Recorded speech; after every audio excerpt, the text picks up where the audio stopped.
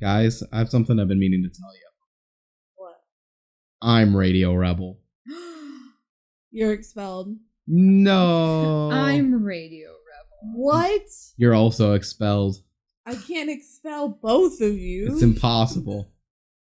We're definitely not doing an I am Spartacus here, and it's not clear who the actual Radio Rebel is. It's not like someone said it first, and everyone went, oh.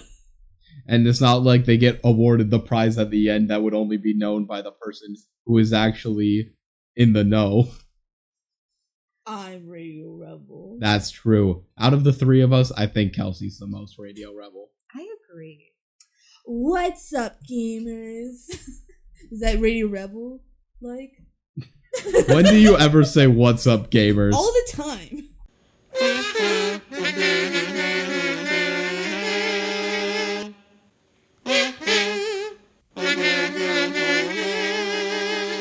Welcome, everybody, to the DCOM Duo podcast. I'm BenG. I'm Kelsey. And... I'm Marji. Oh, we have a guest. holy crap. We have a guest today. Marji, would you like to introduce yourself briefly? Hi, my name is Marji. I lived with these goobers a little over 2 years ago now. Yeah. Back in our college house that we called Jank House. A lovely place. Yes. Marji was around when we were watching all the DCOMs. We laughed, we cried. It was the feel-good living situation of the pandemic.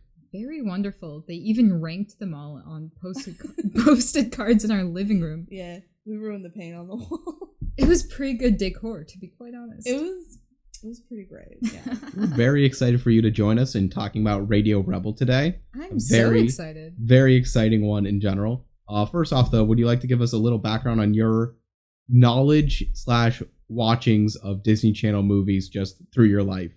Oh, okay. So I got introduced to Disney Channel original movies when I was in like first grade, I think, when High School 1 came out. High School Musical 1. I like High School 1. I forgot the most important part. And then a few years later at High School Musical 2, I was invited to this birthday party. And it was like High School Musical 2 themed, which was really funny because it meant all the High School Musical decor had to have a 2 after it. And it was my best friend at the time. And during the movie, her crush put his arm around me. Scandal. Oh my gosh. And so she got really mad, of course. Yeah. Told everyone we kissed during the movie, which we did not. Those reports are factually untrue. And you were probably like, what, like 9? Yeah, literally. Like it was like, he like put his arm up on the couch like this. Which is great for the podcast. Yes. Imagine an arm around a couch and not a fellow first grader. He had a unibrow. I feel like that really helps paint the picture. It was really cute. So that was your introduction. Yeah. Did you watch many after that? Well, I do remember watching Radio Rebel. I didn't remember anything about it, but that was a big deal at the time. Mm-hmm. And then I needed a place to live during college, and I ended up with a group of 10 people who love watching Disney Channel original movies. Well, it's really started when the pandemic hit. We're like, what if we watch some Disney Channel original movies? And then we're like, what if we watch all of them? Like, why not? And like, some of them literally changed my life. Like Pixel Perfect. Changed your life. Changed my life. Mm-hmm. Changed our lives. For the better? Probably I not. think so. I think my life wasn't complete until there was that Pixel Perfect hole filled in my heart. But that's not what we're talking about today. We're talking about Radio Rebel. Do you guys want to talk about how we first watched Radio Rebel? So sometimes for these DCOMs, we would play like drinking games. An example is when we watched Zombies. Every time they said zombie, that was not great. And then for Zombies 2, every time they said zombie or werewolf, we would drink. Radio Rebel, we decided anytime they said radio or rebel, we would drink. And oh boy, do they say it a lot. They say it a lot in this movie. We were drunk. We were very drunk watching Radio Rebel. I remember Marji especially was very drunk, and the whole time she was just like, "This is the best movie ever." I love this movie. I was so like cringed out from the movie. I felt like I wasn't drinking enough. So I would sneak drinks like in between Radio and Rebel, and then they'd be like, "Oh, Radio, time to drink." I was like, "Oh yeah, sure." Oh yeah. So I just remembered there was a guy dressed up as a French fry. No, it's a sandwich. Well, I learned that today. You didn't remember what it was, but you were like, "Man, that was good." And I thought there was a character named Cletus who That's is a he from different Minutemen? DCOM. That's different. Is he from Minutemen? Yeah, but well, okay. Jason Dolly is in that movie, but Cletus was actually Mitchell Musso, who was in Hannah Montana. But that's from Hatching Pete. That's a different DCOM. You're crossing all the wires. Well, shoot. So none of them were right. Well, you asked. But you're like, Radio Rebels, where it's You're like, Radio Rebels, the one I want to talk about. I remember having so much joy watching it. All right, and we'll get into all of that. But first, I think we should probably move into the factos. Yeah, DCOM duo factos. The DCOM duo, sometimes trio factos. Before that, actually, though, fan mail. We don't have any fan mail. We're also recording this out of date, so if you sent in some fan mail, sorry we didn't get the chance to read it. Yeah, for Wizards or Big City Greens. City Greens. We're recording this before we record those, like both of those episodes. Yeah. Because we're visiting Marji up in Duluth, where she lives. This is like my domain now. Yeah. So we're like, hey, since we're here, let's talk about Radio Rebel. So yeah, if you ever want to send us fan mail, email us at thedcomduo@gmail.com. Other than that, any other way of contacting us is permitted if you can figure it out. From sending us letters in the mail, maybe a little creepy, to leaving YouTube comments, a bit less creepy. Anything's cool. With that, we'll jump into the factos. So this movie released February 17th, 2012. You can tell it's a 2012 movie. It's so Nothing has felt more 2012 than this movie. I think that's just true. Yeah. It was the 89th DCOM. 89. Pretty late in there because there's only like 115. That's always my estimate. Yeah. There's like about 115 of them. That's pretty late. Mm-hmm. Like they really hammed it up early in kind of like 2010-ish. And then they slowed down a bit. The late 90s and early aughts, they had a ton. It was like 12 a year. And now this was the era when it's like they have 3 or 4 a year. Mm-hmm. And then Teen Beach Movie was the only one. What was that, 2013? 13, I think. The next year, they had one Disney Channel original movie, and it was Teen Beach Movie. Really? Yeah. That's Isn't a that pretty good interesting? movie. Yeah, That's interesting. It is a good movie, yeah. Especially going from, how many did you say a year? 12? It's something like that, yeah. Oh my gosh. Gosh, I want to look. So this year, 2012, we had Frenemies, Radio Rebel, Let It Shine, and Girl vs. Monster. We've talked about 3 of those already. What a year. It is, yeah, it's a bit of a lot. And like, the stretch that they had before this movie, because they also had Good Luck Charlie as Christmas and Greek Charming as the ones before it. This may be one of the weirdest 4 movie stretches that they've had in terms of none of it's high quality. Yeah. We like Radio Rebel. We have stuff we appreciate about Frenemies. We haven't talked about Geek Charming or Good Luck Charlie. It's Christmas yet, but Or Let It Shine. we're not going to talk about those too much. Let It Shine. We'll talk about. We'll talk about that positively. We're not going to talk about the other ones, but yeah. So that's interesting. The director of the film was Peter Howitt. Howitt. Yes. He was a British actor who's done a lot of British acting things, but it's a lot of stuff that I've never heard of because I'm not British. I think we just figured out why there's a Union Jack in a bedroom. Spoilers. Spoiler alert, there's a big Union Jack thrown into the movie. Peter Howitt now works more in directing and writing, although he hasn't done that much in recent years.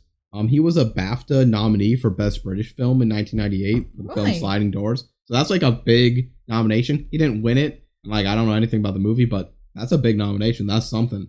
He also directed Johnny English and Laws of Attraction, which are 2 films I have heard of. Johnny English is like Mr. Bean, but he's like a super spy agent. That's hot. Is it the same actor? Yeah.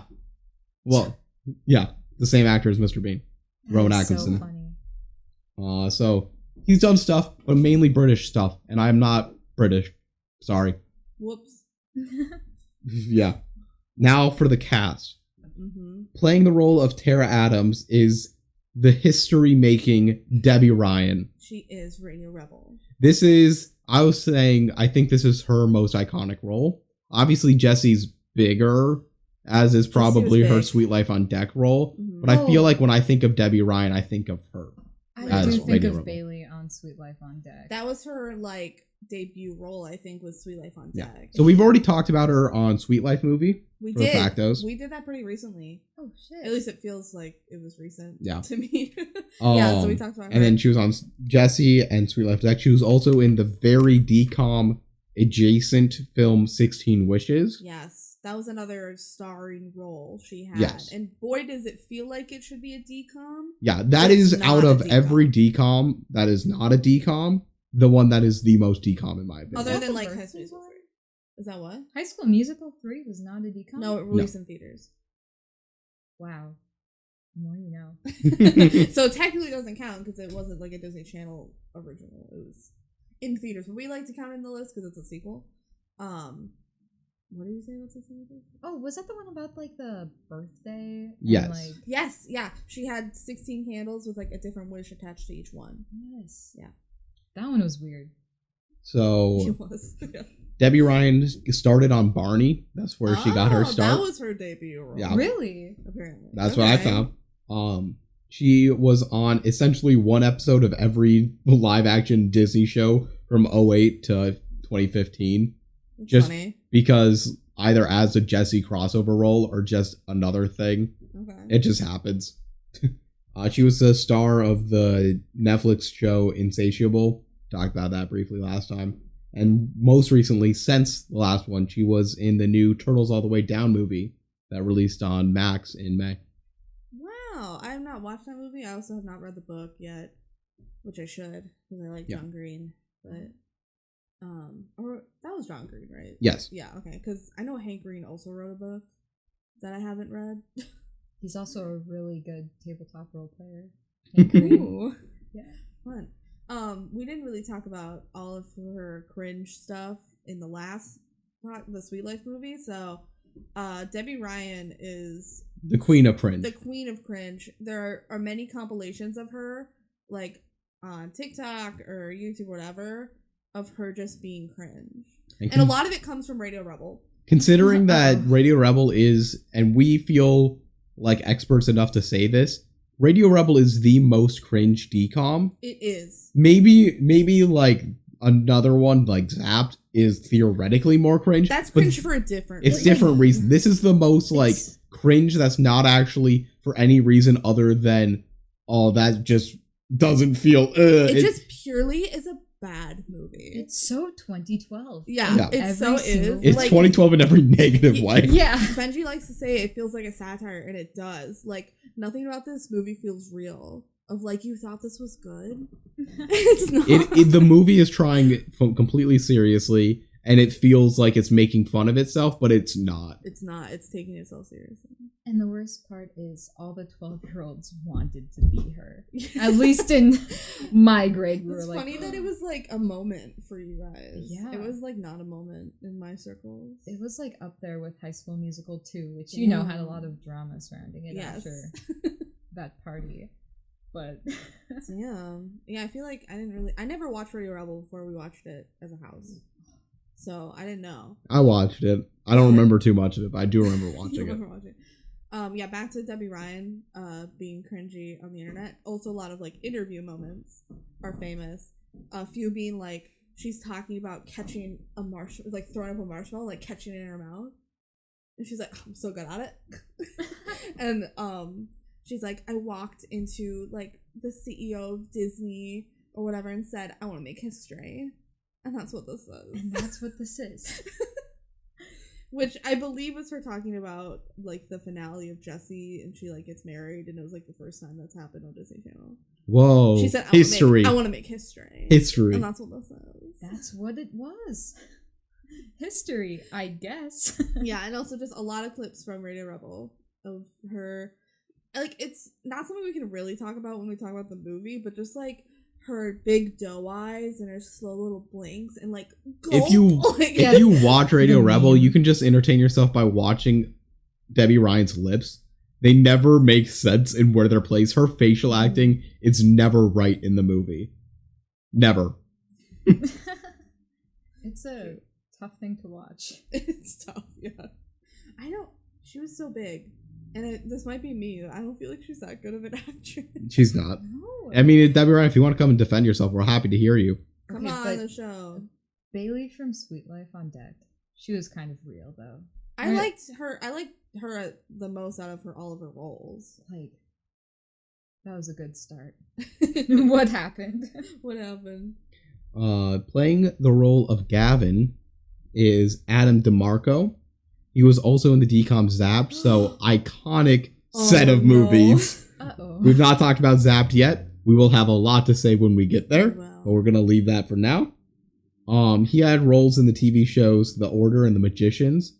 I feel like I kind of heard of both those. Ooh, I watched The Magicians. Yeah. He had a decently sizable role in it, but not main cast. But he was a part of the main cast of The White Lotus season 2. So that's a very big show. Yeah. And he was a part of the main cast, so that's fun. Still getting work. Good for him. But not much else that I thought was that noticeable. His role in this movie is kind of fun. I feel like every actor in this film does a fine job except Debby Ryan, who does a terrible job. I didn't really like Stacy either, but I guess she did fine enough. Yeah, I feel like that was more of a script issue for her. Yeah. Mm-hmm. But yeah, I thought that was all funny. Speaking of Stacy, she's up next. Playing the role of Stacy DeBane is Merritt Patterson. She was a part of the main cast in Ravenswood. That's the Pretty Little Liars spinoff. Okay. Also in The Royals, which apparently was E! Network's first scripted show. So, a couple of TV shows that ran for multiple seasons that she was a part of. But has essentially transitioned her career into exclusively Hallmark/Great American Family Christmas films. She's done 12 of those since 2017. Let's go. That's 2 a year. Oh my gosh. That's incredible. Honestly, get your bag. That's what I'm saying. If you can get that as a recurring gig, you're great. You're golden. Yeah. People watch those enough. Yeah. Playing the role of Audrey Sharma is Serena Parmar. She was a part of the Canadian YTV/Disney Channel show How to Be Indie. In case you haven't figured out, there's a Canadian. Well, I'll get to this more later, but a lot of these people are Canadian, just in terms of this is actually a Canadian production. This movie is made and produced by a Canadian company. Wasn't 16 Wishes also? Yes. Yeah. Yeah. I'll get to that all a little bit more. But so she was in the Canada only show, How to Be Indie, but it's a Disney Channel show. And she was also in a couple episodes of Degrassi, The New Generation. She's still an active actor, but has done very little since. Nothing that I thought was worth talking about. Cool. Playing the role of Principal Moreno is Nancy Robertson. She was the star in the Canadian TV shows Corner Gas and Hiccups. I haven't heard of them, but apparently they're big deals in Canada. If only we were Canadian. If only. She was also the principal in Air Bud Spikes Back, which I thought was funny. That's the volleyball final Air Bud film. She's a good principal. Yeah. We really like her performance here. It's so very stupid. She's still doing things like the Willoughbys and Flora and Ulysses, but mainly is just still cashing in on her early roles, occasionally doing callbacks to her old characters. I wish I watched Flora and Ulysses. I do have some interest in it because I read the book, and the book is really cute. It's a kid's book, but it's really cute. And I saw they made a movie on Disney Plus, but I don't know. I think I just didn't trust it to be good, so I was like, eh. Playing the role of Gabe is Atticus Mitchell. You got to start with My Babysitter's a Vampire. Both the movie and the TV show based on it. I remember hearing about that, seeing the commercials and stuff, but I never watched it. Wasn't that on Nickelodeon? I have no idea. I didn't put that down. I just thought it's funny how many different my blanks of vampire things we have covered. Like, Mom's Got a Date with a Vampire, and I feel like so many other shows and stuff have been like, this person's a vampire. Oh no! It was like the vampire era. Honestly. Yeah. Twilight. Mom's got a date with a vampire. Or what was that? Banicula? The bunny that was the vampire? I don't know, but that sounds kind of sick as hell. It was really cool. It was Disney Channel. But it also says it's Canadian. Yep. So again, a lot of this stuff is there. He was also part of the Disney XD Canada original film Bunks. So we're not going to cover it, not only because it's a Disney XD original film, but it's a Canadian Disney XD original film. Does that have anything to do with Bunked? I don't think so. Okay. Well, I looked into it briefly. He also had a recurring role on How to Be Indie, the same as I talked about before. Okay. So just a Disney Canada person. He's now a part of the main cast for the Hardy Boys. That's the Hulu show. Boys. So he's got a Hardy Boy. Good for him. You say he's got a Hardy Boy? Yeah, I said that wrong, but I left it because it was kind of funny. Playing the role of Cammy Q is Mercedes de la Zerda. She has not done that much like big. She had small roles in War of the Planet of the Apes and John Tucker Must Die, and also has done some recent Christmas TV movies. Ooh. Did she play one of the most? I believe so. In one of the last episodes we recorded, Planet of the Apes was mentioned, and he was like, "Oh yeah, she played one of the apes." I was like, "They have people play this?" I just found it funny. I'm like, duh. Of course they do. Yeah. And then finally, I just put it because it was quick to say, playing the role of Kim was Allie Bertram, who is a part of the main Mako Mermaids cast. Let's freaking go. I could not get through. Oh, Kim was the Stacy's lackey. Oh, yeah. The evil second in command. I could not get through a season of Mako Mermaids because it's so bad. I love H2O. I love H2O so much. Mako Mermaids is the spin-off show that was on Netflix, and it's really bad. And I can't make it through a whole season. Oh no. But she's in it. Hooray. Yay. Good job, Kim. But okay, you say she's part of the cast. They change the cast every season. I think she's just one of the mermaids one of the seasons. Okay. Oh, no. She's Australian? I don't know, maybe she puts on an accent. I'd be mad if I was Australian and they brought in this fraud. Maybe none of them are Australian. What? What if they're Canadian? Clear. So a couple fun facts about Radio Rebel. It was based on the novel Shrinking Violet by Danielle Joseph. That sounds cool. Why is the title so different? Yeah. The biggest difference is not only just the title. They had Tara's name being Teresa in the book. Don't know why they made that change. Okay. And they changed the name from Sweet Tea to Radio Rebel as the name of the fake identity. So she wasn't hey, it's me, Radio Rebel. She was was hey, it's me, Sweet Tea. Sweet Tea. I am Sweet Tea for Teresa. I kind of get. That's so obvious. I kind of get the change. I think Radio Rebel sounds better. It does sound better. The plot mostly follows the same beats from what I could find. I didn't look too deeply into it. I mean, yeah, it's pretty basic, and I feel like it would work in a book as well. So I wouldn't be surprised if that's mostly the same. But it's funny. We're gonna change your name slightly, and also your stage name.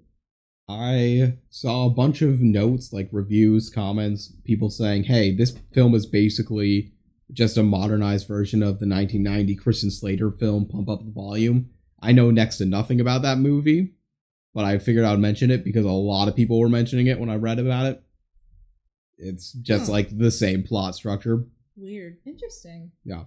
And then finally, this is not actually produced by the Disney Channel team. As we hinted to. Yes. Earlier. It was produced with association with them. It was actually a Canadian production for YTV. That's a kids TV network in Canada, done by the Rogers, which is their big media conglomerate.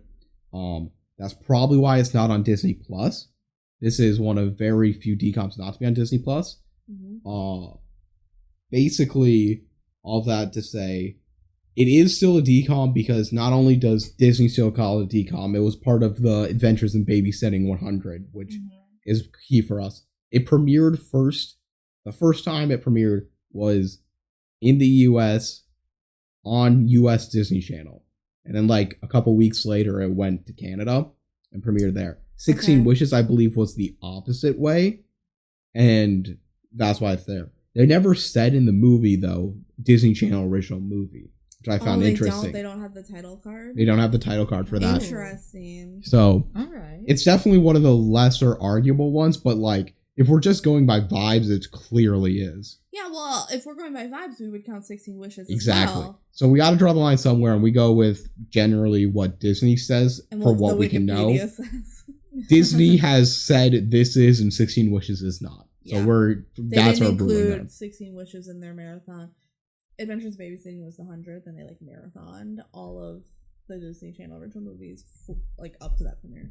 Interesting. And then one final thing that I just found really funny, when you Google Radio Rebel, or at least for me, when you Google Radio Rebel, it comes up with like, it tells you what the genre of the film is.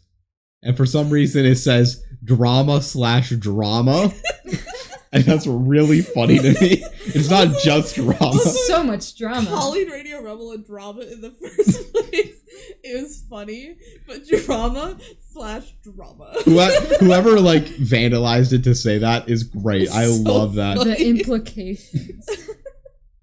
Alright, so as we mentioned, this movie is not on Disney Plus. Where can you watch it?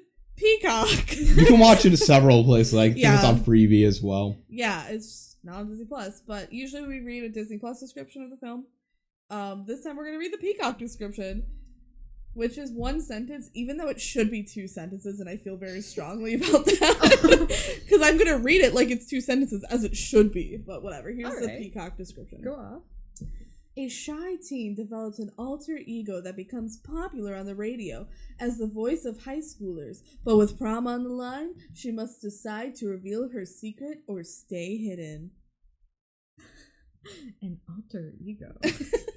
It kind of it is an alter ego. Because I was like, oh my god, you're nothing like Radio Rebel. And she's like, I know. But she is Radio Rebel. Yeah, that's like the part of her she wants to show. I'm Radio Rebel. I just want people to see the real me.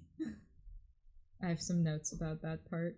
We'll get there. That's the end of the movie. You ready to jump into the movie? I think I'm ready to pixel perfect into the movie. Ooh, like 7 midair somersaults. Yes. Into this movie. All right, so we open up. DJ Radio Rebel on air. Whoa, she's so cool. She's so cool. We hear Radio Rebel like voicing over. This is Radio Rebel live from the underground. You don't know who I am, but I know who you are because I'm one of you. Whoa, she's one of us, but she's this cool. Oh my god. Can't be possible. Yeah, so it's just like our little intro, like showing different scenes, whatever. Report cards are out today, and she's like, I got a minus in participation. That's so lame. And she's like, we get an F for labeling each other. It's with stereotypical labels. Like the Pops. So the Pops are the popular kids. Pops is like their little nickname. It's kind of like the Outsiders. So they have like little is it like this? The Socias or something? I don't remember. Yeah. They have little nicknames. Like Soda Pop? Well, that's one of the characters is Soda Pop. The Socias. I think it wasn't like social? Probably something like that. It was something in The Outsider. I read The Outsiders for middle school English. But you have to understand, like, that was somehow cool. What, the Pops? No, the Socias. Oh, in The Outsiders. It was. Like, everyone wanted to be Ponyboy. Right? Right, guys? Yeah. I have no knowledge of this content, so I'm just staying quiet. I was not in The Outsiders at all. Aww. I was outside of The Outsiders. Got him. Kind of cool, though. This, like, when they said the Pops, even as, like, a 12-year-old girl being like, ooh, Disney, I cringed. That's all I can say. The Pops. And the lame kids. Yeah. And Radio Rebel was like, that's not cool that we label each other like that. Bro, that's like Debbie Harry was trying to say something. Debbie Ryan. Isn't Debbie Harry the lead singer of the Blondies? I don't know. You were saying when we were like going through this before with you. Cut that out when I said the Blondies. I kept. Oh my god. Okay, if I say Debbie Harry, that's because it's written in my notes. When you meant to say Debby Ryan? Yes. So Debbie Harry was the lead vocalist of Blondie. Of the Blondies. Shut up. Cut that out. I swear to God. I loved Blondie as a kid. Blondie's good. Blondie's great. The tide is high. I'm holding on. Yeah. I'm going to be your number one. Oh my gosh, that plays in the Liz McGuire movie, which is not a DCOM. Oh, that's so heartbreaking. Is that the one where she goes to Rome? Yeah. It was definitely way too produced to be DCOM. I think it also released in theaters. We must watch it. I don't care. That movie's good. Okay, anyway, back to Radio Rebel. She's like, let's be different. It's cool to be different. Embrace your awesomeness. Challenge the status quo. It's everything that she says is always very generic. I know. And everyone's like, she's revolutionary. She's like, she's speaking to my soul. And when she's just like, be cool. But like, be cool by saying other people are cool. Be yourself. It's like reading like an astrology website, you know? It's like, you're going through a tough time. He's like, but I am. Going, girl. And it's like, she's just reading It's so accurate. Honestly, this is an astrology movie. Yeah. All right, all my Aries, here's what you should say to it. All right. Larry is a Pisces. Okay, we didn't even mention that in the characters, because honestly, they're don't not matter. Which is so funny because so many of my notes are about them. Okay, good. I'm glad you talk about them because I don't think I took many notes on them because I don't care. All right, so then I wrote Radio Rebel talks with her friend because I didn't know her character name yet. Her name's Tara. Tara is talking with her friend Audrey. And Audrey says, reject the status quo is my new motto. Wow. So cool. It's not like we didn't have High School Musical to teach us this beforehand. Yeah, High School Musical wishes they handled the status quo like Radio Rebel did. Huge fan of Audrey, though. She's so gosh, right for saying that, weird. honestly. So relatable. You want to talk about their outfits real quick? My first note was, I miss Harper from Wizards of Waverly Place. Yeah, Audrey this is very trying to accurate. be her. Audrey has like the fedora with the skirt and all the like layers. Disney Channel love their layers. Disney Channel Nolan's love their layers glasses. and love their hats. Oh my god, they loved hats. This is Everybody school. loved No one wears hats in school. We weren't allowed to wear hats. I didn't even have like a dress code. We weren't allowed. We weren't allowed. I didn't say any words there. We're allowed to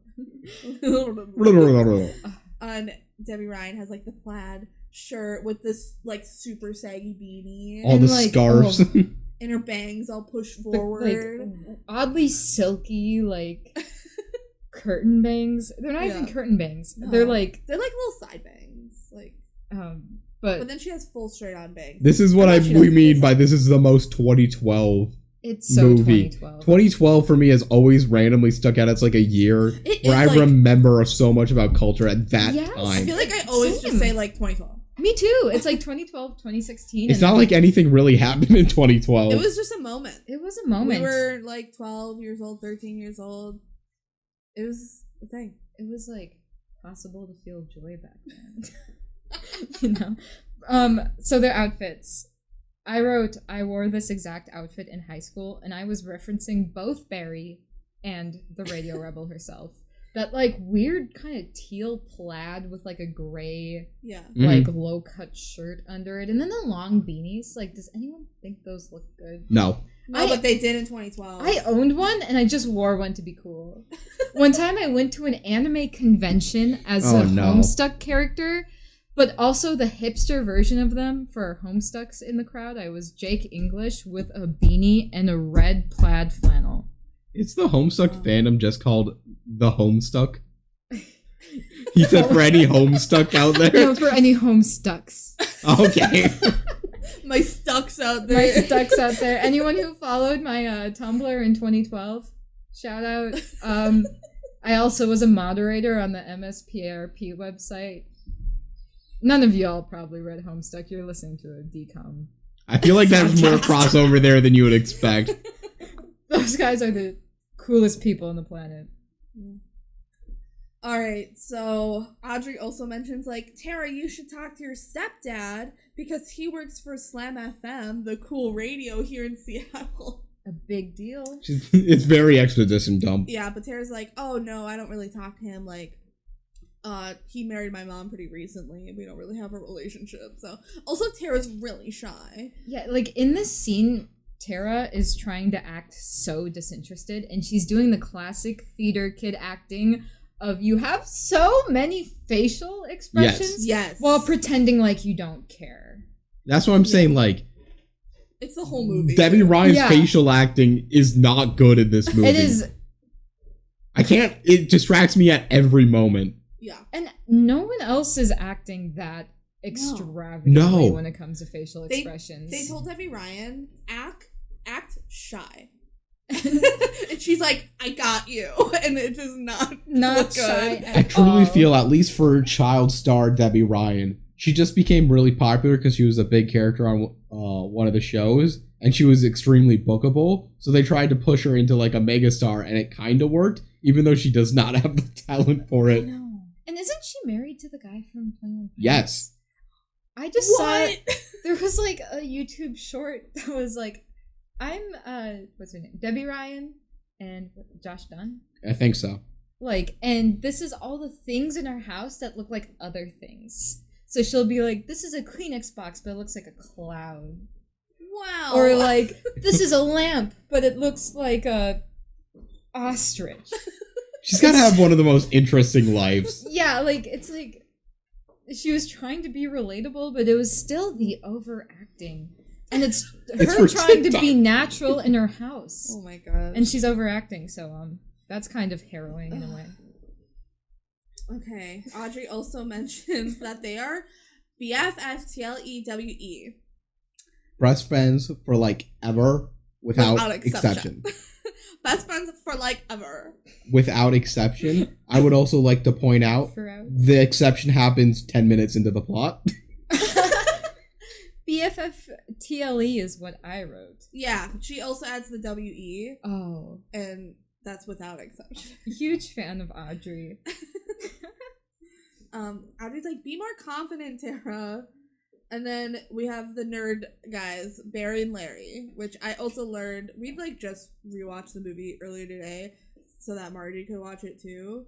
I didn't even know they were twins until today. So when I took my notes, I did not know they were twins, and I did not care about them. To be fair, they look nothing alike. They're fraternal twins, and they make a joke about that in the movie. They go like, can you tell us apart? Because we're wearing the same outfit later. And Audrey's like, oh, you guys are fraternal twins, not identical twins.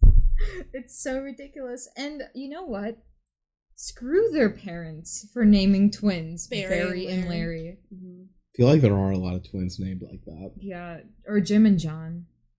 I feel like that's a big one. Hey, my dad and his twin brother was named Jim. Okay, because my mom's twin brothers are Jim and John. Are we related? We don't know. That would be crazy. That would be so funny, guys. It's like cousins. Naming your twins BenG and Marji. It's separating them. Yeah. I think I mentioned this on the podcast before, but my babysitter, one of my babysitters growing up, her name was Sunny. Her twin sister was named Rainy.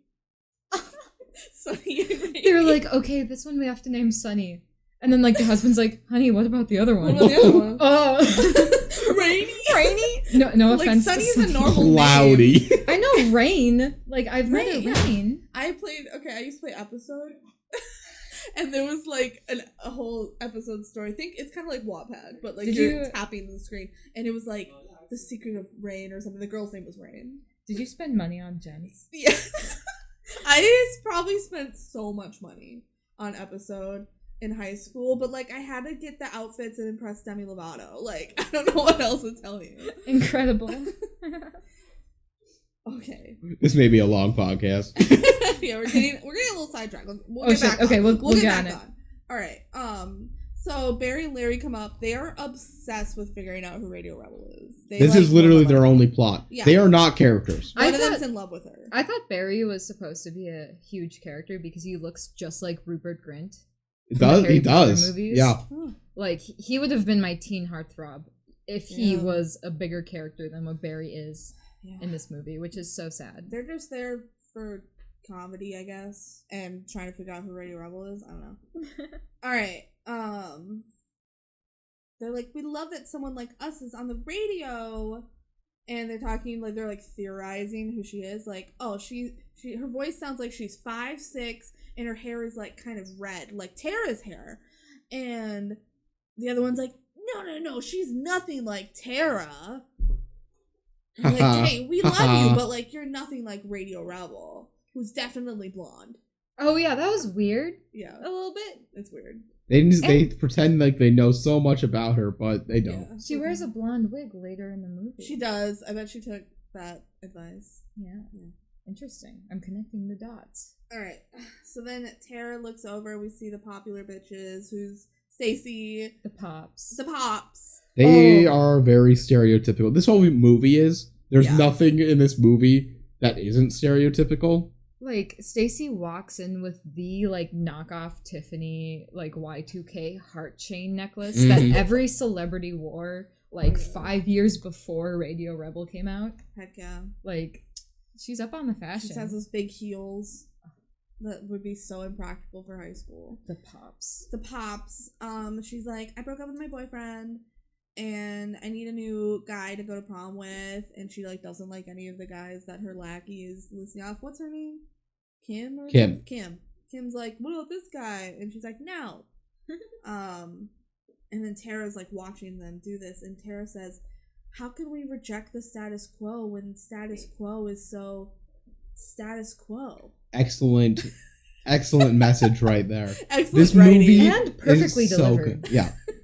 Perfectly delivered. I feel like we can go to any line in this movie and make fun of it, and that's why we gotta try to avoid doing that. But that's so good. There's so much. So royal shyness. Your royal shyness. Too much effort for bullying. That's real. the whole thing about Stacey's She's just character. like up all night trying to write little quips. Radio. It's like, this is good. The pen's like on fire. It's like, oh, this is hot. This is radio feeble. So Audrey's like, I'm gonna do what Radio Rebel says, and just be myself. And she like goes up to talk to Stacy. I don't know what her end goal is here. She's like, yeah, I want to be friends with Stacy. All right, Audrey, go off, queen. Go off, I guess. I could say Delulu nowadays. Yeah, you Delulu. Audrey goes up and she's like, hi, Stacy. And Stacy's like, see, this is why Radio Rebel sucks, because it makes people think that they can come up and talk to us. I missed that part. Yeah. What the fuck?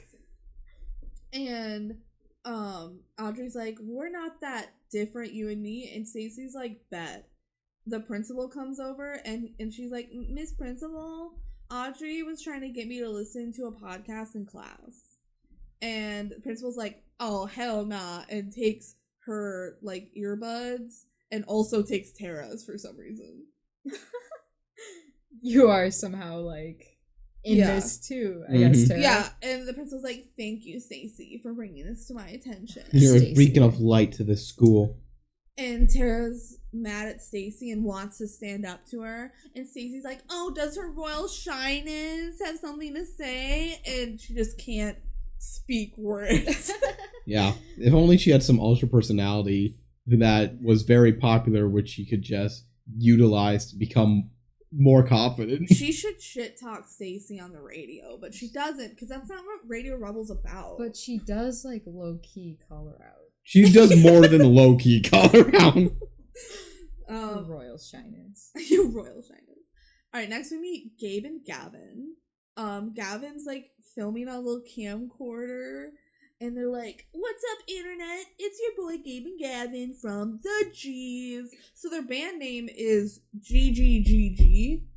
Yeah. Or, like, the G. It's 4 G's. But they just call themselves the G's. And I bet it says they're Gabe and Gavin, and we're assuming...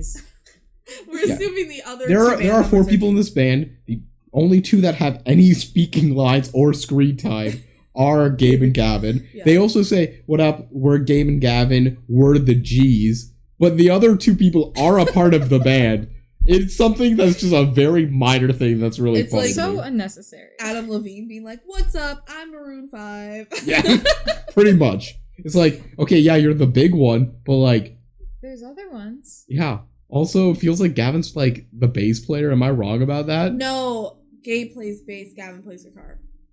Gotcha. So what's the fourth one do with the piano? Sings, I think. Oh, Drums? Gavin also plays piano. He like switches from guitar and piano. I bet there's just another guitar player. Gotcha. And then Gabe plays bass and sings, and then there's a drummer. Makes sense. I paid so much attention. I love the cheese. Okay, so they're like playing prom, and Gabe, they're done recording. He's like, dude, you are so in. Like, you're popular now. You can take Stacy to prom. And because like Stacy walked by and they were like a little flirty.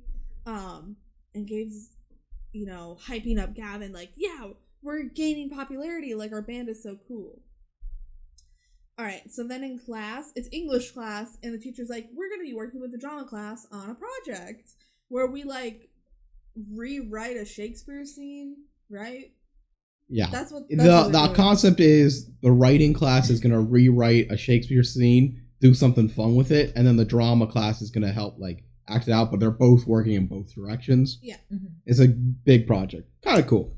Yeah, kind of funky, honestly. Yeah, it is kind of fun. Apparently drama class is a class during the day and not I took a drama class in high school. I didn't. We didn't have them, but I've heard some schools had. I did that. I didn't think we had classes. I did an like, acting like class because I needed my arts and I didn't want to do choir. Maybe it did exist then, and I just couldn't take any of them because I did choir, and that filled up like your art credit, and I didn't really have space for any other art credit. So, yeah. Okay, Audrey is in this class along with Tara, and then Gavin comes in as part of the drama class. And as Gavin comes in, Tara sees him and just runs out the door. In the middle of class. In the middle of, like, classes starting, she goes, oh, covers her face. Runs out the door. And it's like this weird, almost like flamenco guitar playing. Like, have you noticed how it was like... The scoring in this movie is weird. It's weird. It was so tonally dissonant. I don't know. In the hallway, Audrey, like, followed her out so that Tara and Audrey can talk in the hall, which is why they chose to do this, like, directorially. They're like, oh, we want them to have a little conversation right now, but, like, them leaving for the hallway is just so unrealistic. She should have just, like, hid, kind of, like, lowered in her desk. She had instead the bangs. of running out the room. Yeah, she has the bangs and the hat. Like, just hide. She could have just, like, turned around and talked to Audrey. I think, like, because it seems like Debby Ryan's supposed to be, like, super anxious. Yeah. And I think, I don't know, when I'm really anxious, I just stay put. And You try freeze. To You don't run. Like, this is not an accurate depiction of anxiety. Yeah, the teacher would probably be like, what the fuck, which would give more attention to you. So it just doesn't make sense. It's weird. Exactly. Audrey's like, oh my gosh, you've had a crush on Gavin since the first Harry Potter movie. And Tara's like, I can't talk to him. He's a newborn pop. Yes, as this is how people talk. Yeah. Yes. In 2012. Audrey says, come on, what would Radio Rebel do? Oh my gosh. Back in the class, Gavin, like, hardcore flirts with Stacy. He's like, I have a question to ask you later about prom. So he's, like, trying to get in with Stacy because she's popular, and he's becoming popular. The teacher asks for some scene suggestions, and Audrey, without being called on, decides to just go up to the board and write Hamlet eats. She's gonna write eats something. We don't get to learn what. Don't. And she's like, oh, you want volunteers? And the teacher's like, yeah, I need a volunteer. All right, put your hands up. Who wants to volunteer? And Hamlet eats a banana. Most people have their hands up. But she calls on Tara, who is very clearly just writing on her, like, paper, head down. Yeah. So Tara goes up to the board and cannot write anything on the board. She just makes a squiggly line. Shakes. Yep. She turns around and everyone's staring at her and she's like, oh, I can't do this. And then she, like, turns around and bumps into Stacy's desk and Stacy's like, walk much? Hello, walk much? Got Stacy, her. too much effort in the bullying. Just chill out, Stacy. Walk much? Like, walk much? And then, got her, I guess. And then she, like, goes to grab something that fell on the ground and hits her head on the desk, and how embarrassing. And the teacher's just like, well, I still need a volunteer. Yeah, like it's like Stacy just openly bullies Tara. Yeah. And then the teacher's like, all right, class, settle down. Settle down, I need a volunteer. Like, as if you didn't just horribly embarrass this girl. And she's like, literally, she can't breathe, and she runs to the back and sits down on her desk and has her, like, head face down on the desk. Yeah. She is obviously not doing all right. And then everyone's like, Stacy. Stacy. Huge fan of that girl, I guess. Love your mom. You got it going on. Stacy's mom. Alright, so then we're at Tara's home. She's in her room right now. In the kitchen, the mom has like an oatmeal facial on, and she's like super into like cosmetics and kind of like more girly things. Cutting up. I remember the mom Yeah. being a worse mother than she actually was in this movie. She's just fine, but she's weird. Fine. She cares more about superficial things. Yeah. So. But she is. But she never does daughter. anything like objectable. No, not at all. Not She's really. always been really supportive of her daughter. Yeah. Yeah, she just wants her daughter to like be a little more open. Yeah. But And then she also finds out like she's radio be rebel. pretty. Yeah, and be pretty. She cares a lot. Yeah, she's setting up dragon fruit for her like pedicure, I guess. Yeah, and there's like a weird like internet website open, like dragon fruit can save you. Blah, blah, blah, blah, blah. Yeah, so this is someone who's definitely gonna follow the QAnon in like 10 years. Ugh. All right. The new Dad stepdad. The new stepdad comes out, and he's like, everyone's listening to Radio Rebel. Like, this is cool. Remember, he works for the radio station.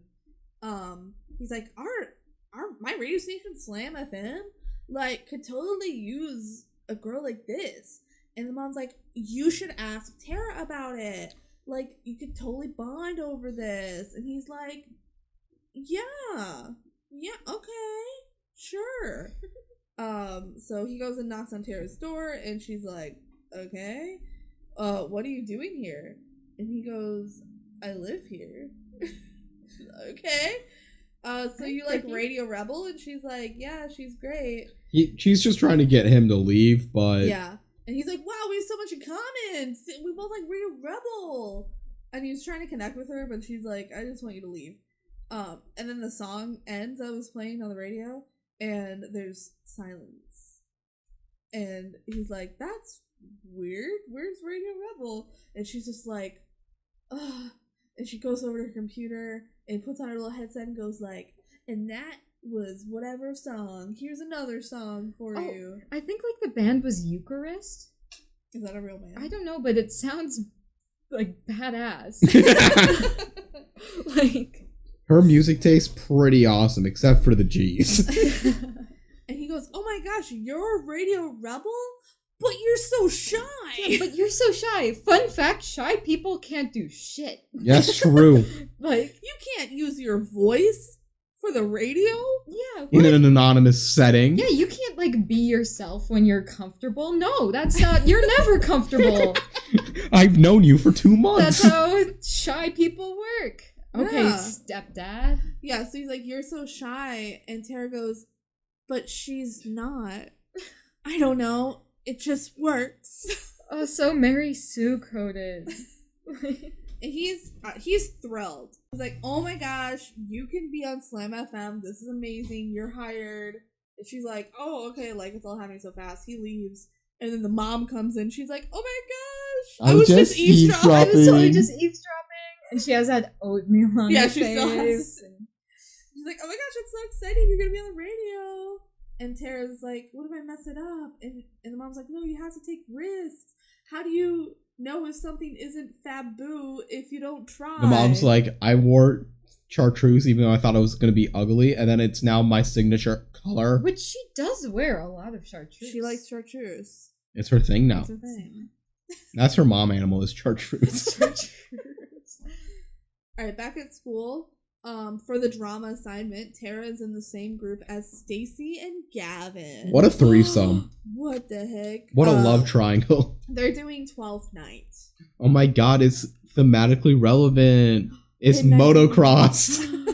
Motocross was like a whole 12th night movie. Oh my gosh. Yeah. Yeah. It was good. It's a remake of 12th Night as a DCOM. Yeah. About It's dirt also- bike racing. It's very She's the Man, which She's the Man came out after it, so we're like...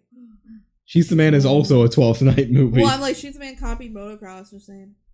She's the Man is a wild ride. It's great. Watching it nowadays. Mm-hmm. All right. So Gavin sees her shirt and goes, "Oh my gosh, I love your shirt. That's an awesome band." And she's like, I can't describe it in the podcast. So she's like, the blinking and the pursed lips. Yeah. Like, she blinks like the 8 times in anything, and it is so overacting. Yeah. She then is like, "Oh, but your band's cool too." When Stacey comes in, she's like, "No band talk right now. We're doing the acting." Cool, Stacey. Yeah, Stacey is directing the scene that Tara and Gavin are acting. Which again doesn't make a lot of sense because Tara's a part of the English class, so she should be doing the writing and then theoretically the directing. I don't really understand this assignment. No, like, but they just take the premise it's of fine. the play and write a whole new scene. I feel like they should have just all been in the same drama class to begin with. Yeah. It wouldn't have changed that much. I thought Tara was in a drama class just like against her will. No, they like just bring them in for this assignment. Oh, so Stacey is part of the drama class. Yes, so is Gavin. Oh, really? Yes. Unless Stacey might have been in the English class. I believe they were down in the desk, wasn't she? I wrote down that Gavin sits next to Stacey. You're right. Like, no, you're right. Stacey was probably already there. So it does make sense that Stacey would be writing it then. Yep. I guess. Interesting. All right, glad we got that figured out. Thank God. There's not a plot hole in this movie. The script is tight. All right. It's not. We'll get to some issues later. All right.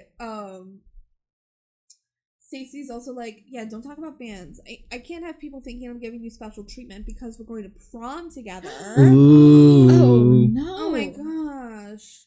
All right. So then later, Tara's complaining to Audrey about Stacey. And Audrey's like, whatever. Come to my house tonight. We'll listen to Radio Rebel. Does she also mention the hyena thing here? Yeah, the hyena pose. The she's going to do hyena poses. That's like, I'm going to teach you the hyena pose. Yeah, come over and do it. Audrey just has a very small part of her character where like 5 different times she mentions hyenas. It's so weird. My assumption is she's a furry with a hyena persona. But then you mentioned that she's afraid of hyenas, so there's like the Batman aspect. Yeah, there's a Batman aspect.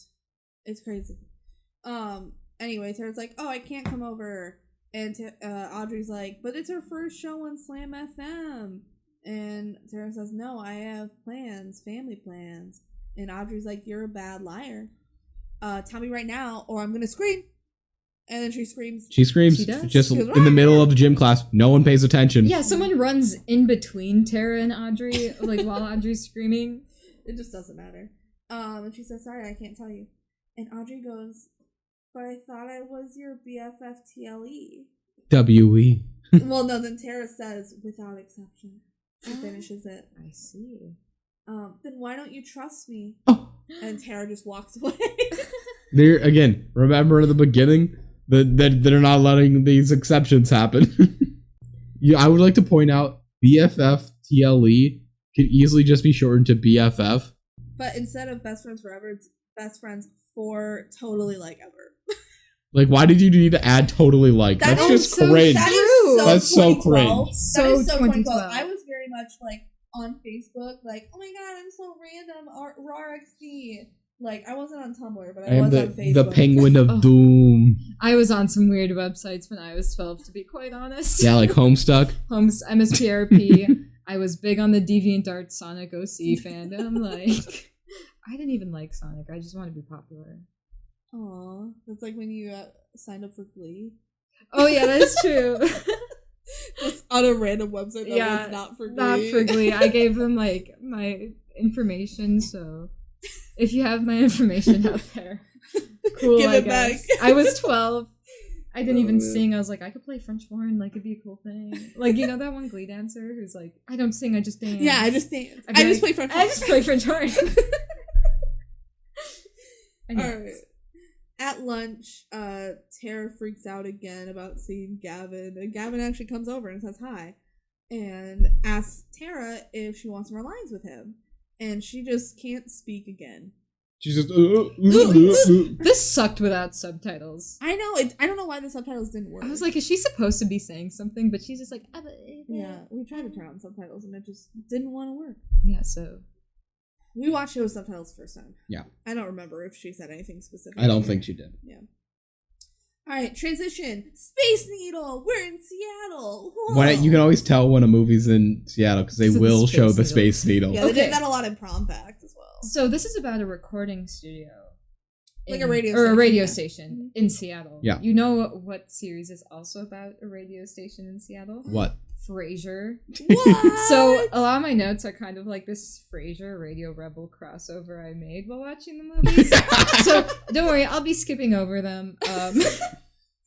If you want any bonus content of this Frasier Radio Rebel, I guess like Niles is supposed to be Audrey. I don't know, and then Gavin's supposed to be Joy. So. I haven't watched Frasier, so I don't know. It's kind of good. Frasier they got rebooted like really recently, right? Oh yeah, something, and it's like I don't remember. I haven't seen the reboot, but fun. So yeah, it's time for Slam FM. Pretty good name for a radio station, by the way. It's not bad. But also their logo's pretty cringe though. But also doesn't start with a W or a K. It would be a K for Seattle, so it's not actually a real radio station. What? Oh, fun fact. Is that a thing? Yes. In like Minnesota, they're all like K. They're either K or W. Minnesota is one of 2 states to have both K and W because it's if you're west or east of the Mississippi. Whoa, I didn't know that. Wow, I knew nothing about radio. That is so cool. There's your fun facts. Thanks for the fun facts. That's the DCOM duo radio factos. Stepdad is like, okay, yeah, here's our radio station. You don't need to tell anybody that you're Radio Rebel. Actually, it's kind of cool that it's secret. Also, my job is weighing on this, so don't fuck up. He literally says, if this doesn't go well, I'm probably getting fired. I'm probably Good fired. luck. Cool. Go crazy. She's gonna be on air every weeknight at 7. She's taking over for like Fluffy. I guess I didn't write it down. Who I had it's like the canon Fluffy to be MC. Bulldog from Frasier. Yeah, I don't know why they had to put that in, but okay. And then Tara freaks out and runs away in the middle of the conversation, and she goes and hides in like a break room, and she meets Cammy Q. Cammy Q's like, "Oh my gosh, I thought you were just a shy little thing, but you're actually amazing. You're fierce." Really? Go slay, girl. Go slay was slay. too modern of Pop terminology, off, but it queen. would have happened. Yeah. But Tara hides behind the fridge in the middle of this conversation. Which is like, someone who's socially anxious would not do that. No. They would, if anything, make up an excuse to leave the room. Yeah, Yeah. like it's all about like trying to seem like you're normal, but Yeah. Yeah. not like running behind a fridge. And No, being this like, is "Oh, I'm this safe was for built God, by more someone. attention. No one on the writing team knew what anxiety was like. No. And she goes, how am I supposed to do this with tons of people listening to me? It was easier in my room. Like, I can't even talk to Gavin. And Cammy Q says, it's okay to be nervous. Just consider me your best friend here at Slam. Which I thought was weird. They're immediately Yeah. best friends. Because Cammy Q's like an adult. Yeah. But, okay. She's like Stacy's age. Yeah, Stacey, the actress for Stacey, She looks older. very clearly looks old. Everyone else that's a kid feels passable. Yeah. Mhm. Even if they're like probably older. Yeah. It's definitely like DCOM standard. It Yes. looks young. Yeah. And Stacey looks like she could be a teacher. Yeah. Like without any hesitation. Yeah. Alright, so then they go into the booth, and oh my gosh, this is the booth. It's so amazing.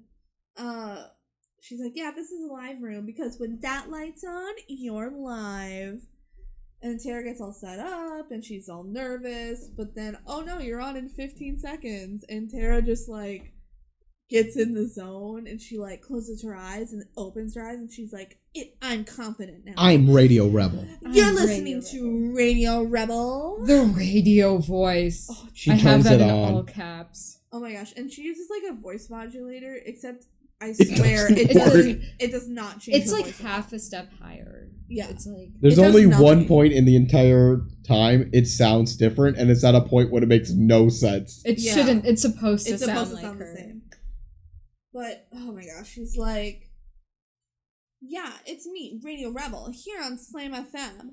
Y'all should be yourself. Like, just the same stuff. And she's like, you know what? If you're with me, wear red tomorrow. Because then it's like, we're all connected. It's like, let our differences bring us together. And wear red.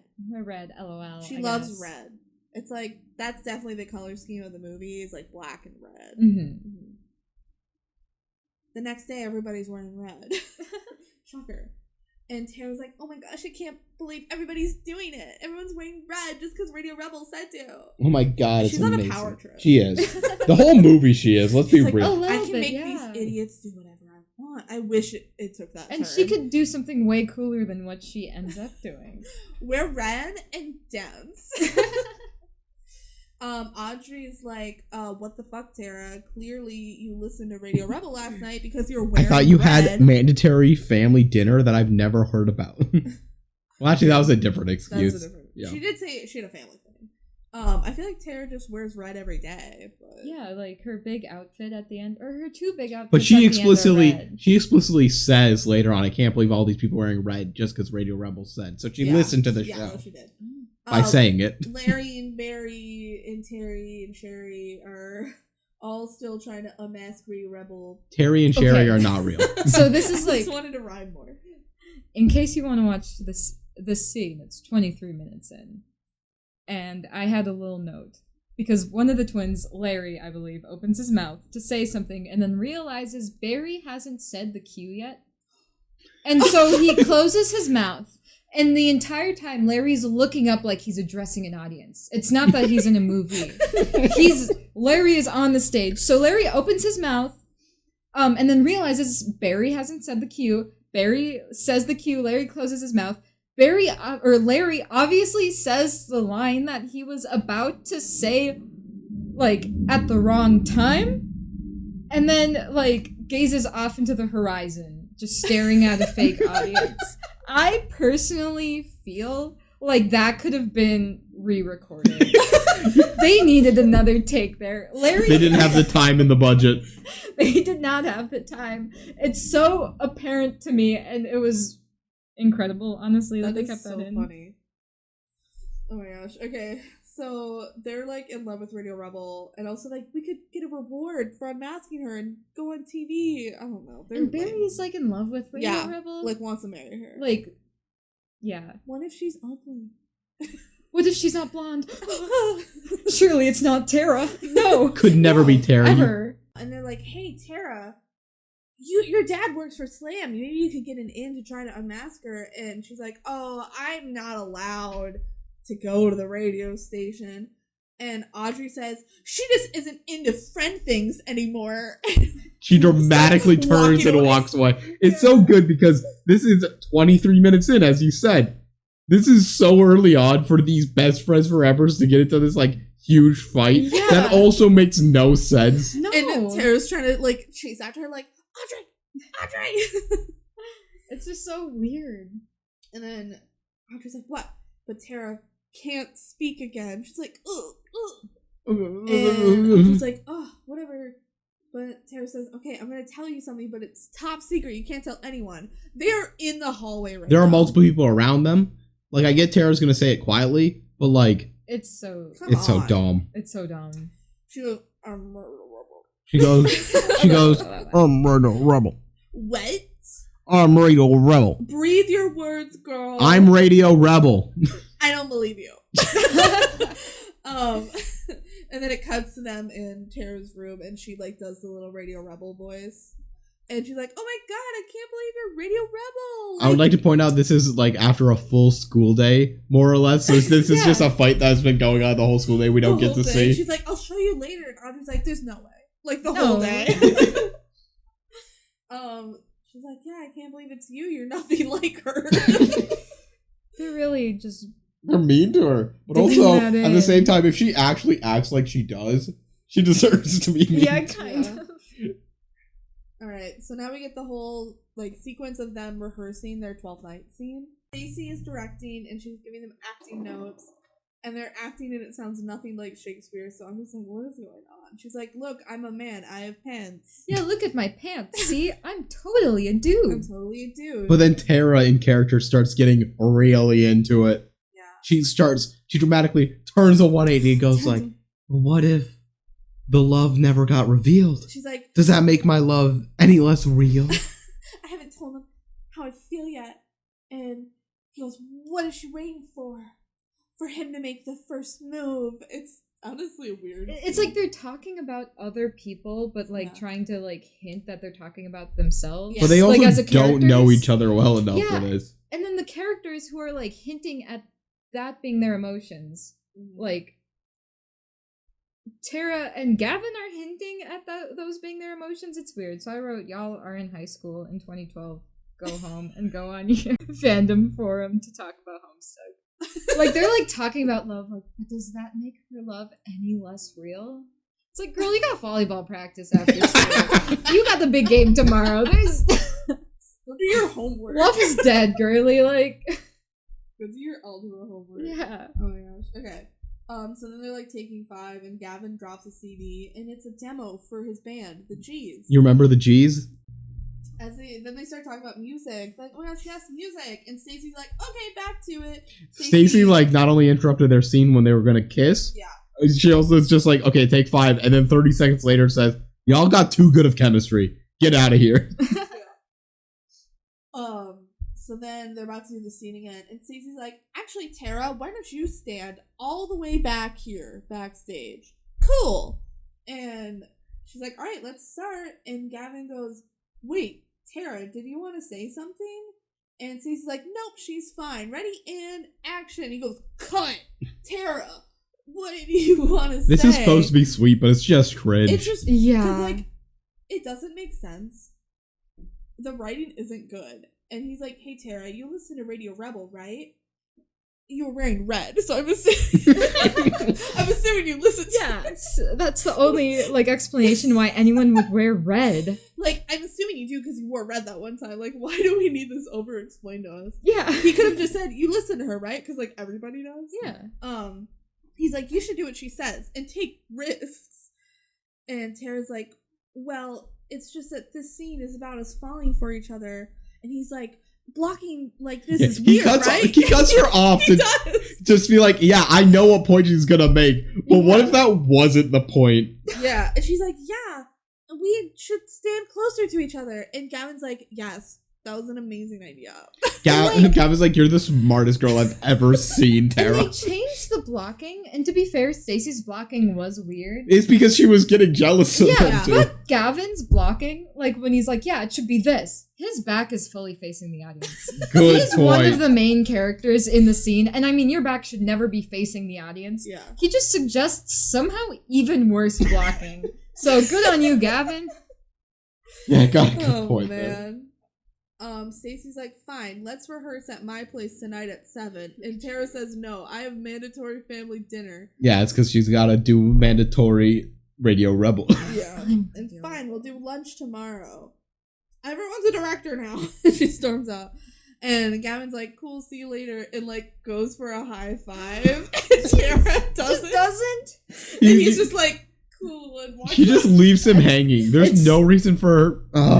It's funny. It's so awkward. I wrote, you fucking missed that high five, Debbie Harry. A true awkward kid would fall to the societal pressure to complete the high five. There's no way an awkward kid would purposely not high five. Yeah, it was like a weird standoffish thing almost. Like, our hands touching? I couldn't possibly. No, I'm wearing the man pants. Our hands can't touch. Hands cannot touch.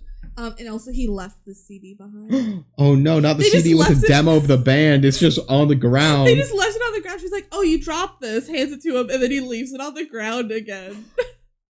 Gavin, or maybe it was on a chair. I don't know. I think it just fell again, which is dumb. Oh man! All right, so now it's Radio Rebel time, and she like puts in the CD of the demo, so she's gonna play it. Which I don't know why she doesn't think this is totally gonna give her away, but it doesn't give her away. I didn't even think about that. Because Yeah. Gavin will be like, "Oh, well, how did you get that?" He talks about it later, briefly. Yeah. They do, like, have a little moment where it seems like he figured it out, but he doesn't, so it's fine. But she puts it in, and she's like, you know what's not cool? That the school keeps taking our stuff. And it cuts to the principal, like, cradling a jar of headphones that she's, like, the principal's not in much of the movie, but literally every scene with the principal is the best. It's just wild. Yeah. She's like, she's listening to the radio, always in her office with her ear against the radio, clutching something, and this time it's a jar of headphones and like MP3 players. Y'all remember MP3 players? I miss those. I still have mine. I had one in high school. More middle school probably, but yeah. You can buy them at Best Buy for like $25 Yeah, I now. bet they're really cheap. They are. Yeah. They're nice. They're fun. Radio Rebel says, music is the soundtrack of our lives. It's who we are. We can't let them take that away. Here's a new song about trying things you never could. This song inspires me. So vibe it, really, really dig on it, and then remember that feeling. That was a whole TikTok sound, right? Oh, really? Or just people like showing the scene, I think. I don't know if it was really a sound, but people really like the vibe it, really, really dig on it. And she's blinking so much. Oh my gosh. Even Like, when so she's cringe. supposed to be confident, she blinks a ton. It's like the doe eyes. Yeah. Tomorrow at 8 a.m., drop what you're doing and dance. This is Turn It All Around by the G's. So there's two songs in this movie that I count. So I like had a running list for a long time of all Disney Channel original songs, and like I try to rank them. It's a big task to rank all of them because there's so many. And I have a Spotify playlist of them, so if y'all want my Spotify playlist of DCOM music, Drop it. let me know. But there's two that I count from Radio Rebel. I usually like to only count original songs. There's a cover of We Got the Beat from this song, but that's a cover, so I don't count that. But this is one. Oh wait, no, sorry. There's three songs. Yeah. There's three songs by the G's. This is the first one, and it's dance and turn it all around. It's pretty generic. Oh, my favorite is when he goes, like you're not just a zombie with a clock. Like the way they sing is cringe. They do a cut to Gavin on his bike listening to Radio Rebel, he's like, and he just stops biking because he's hearing his song on the radio, and that's very cool. It is so cool. It's like one of those things. An artist hearing their song on the radio first time, they did it like in Lemonade Mouth as well. It's something that just I'm like, that's a scene I want in a movie. I like that. Cute. I loved it in like Lemonade imagine Mouth. that happening to you. It would be delightful. Yeah, that's why I'm like, I love seeing that reaction. That's what I want to see. That's why I pay the money for the ticket. I don't pay any money for these tickets, but regardless. That's why I paid for Peacock. And apparently my mom too. So now it's time for the 8 a.m. dance party. I feel like 8 a.m. is like the worst time to pick. But that's because that's what the time it says in the song. It doesn't? The first line of the song says 8 a.m. Oh. Are they dancing at 8 a.m.? Yes. In the song? I don't know. Cringe. School must just be starting. I think my school days started at like 7:30. Which is early. I feel like my That's school really started at 8, but I honestly don't remember well. And then they changed it for my school to like 8:15. Really? Yeah. Huh. So everyone's dancing to the song in the classroom, and Audrey is like, Tara, go dance with Gavin, and he does this little snappy dance. Yes. Where like We love it. We mention it all the time. So just imagine like you take your hand and you're just boom, boom, boom, Snap, boom, snap, snap. It's so cringy. And he's like kind of like weirdly like stiff during it too, you know? Yeah, it's so bad. And Stacey's like gets in between them and starts like flailing her body around. Straight up flailing. Yeah. And then the principal comes over the intercom and is like, stop dancing. Anyone who listens to Radio Rebel at school will be suspended. And I wrote down, this is stupid because the show is at 7 p.m. Yeah. So, like, nobody should be listening to Radio Rebel. It's not like a podcast. And they do say they have a podcast version. What? Yes. That is, Ooh. they talk about, like, people listen to it as a podcast at one point. So they record the shows? Yeah. And then Which release them? happens with most radio shows nowadays. Really? Yes. Like, I know a lot of the morning shows. Wait, That's don't tell smart. me. There's a podcast? Yeah.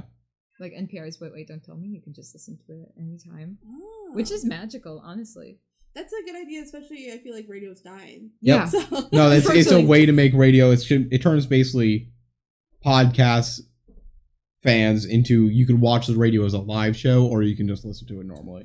that's really smart. Yeah. Okay, apparently they're doing that in 2012. So if we ever get on the Yeah, they were ahead radio, of it. we'll do the same.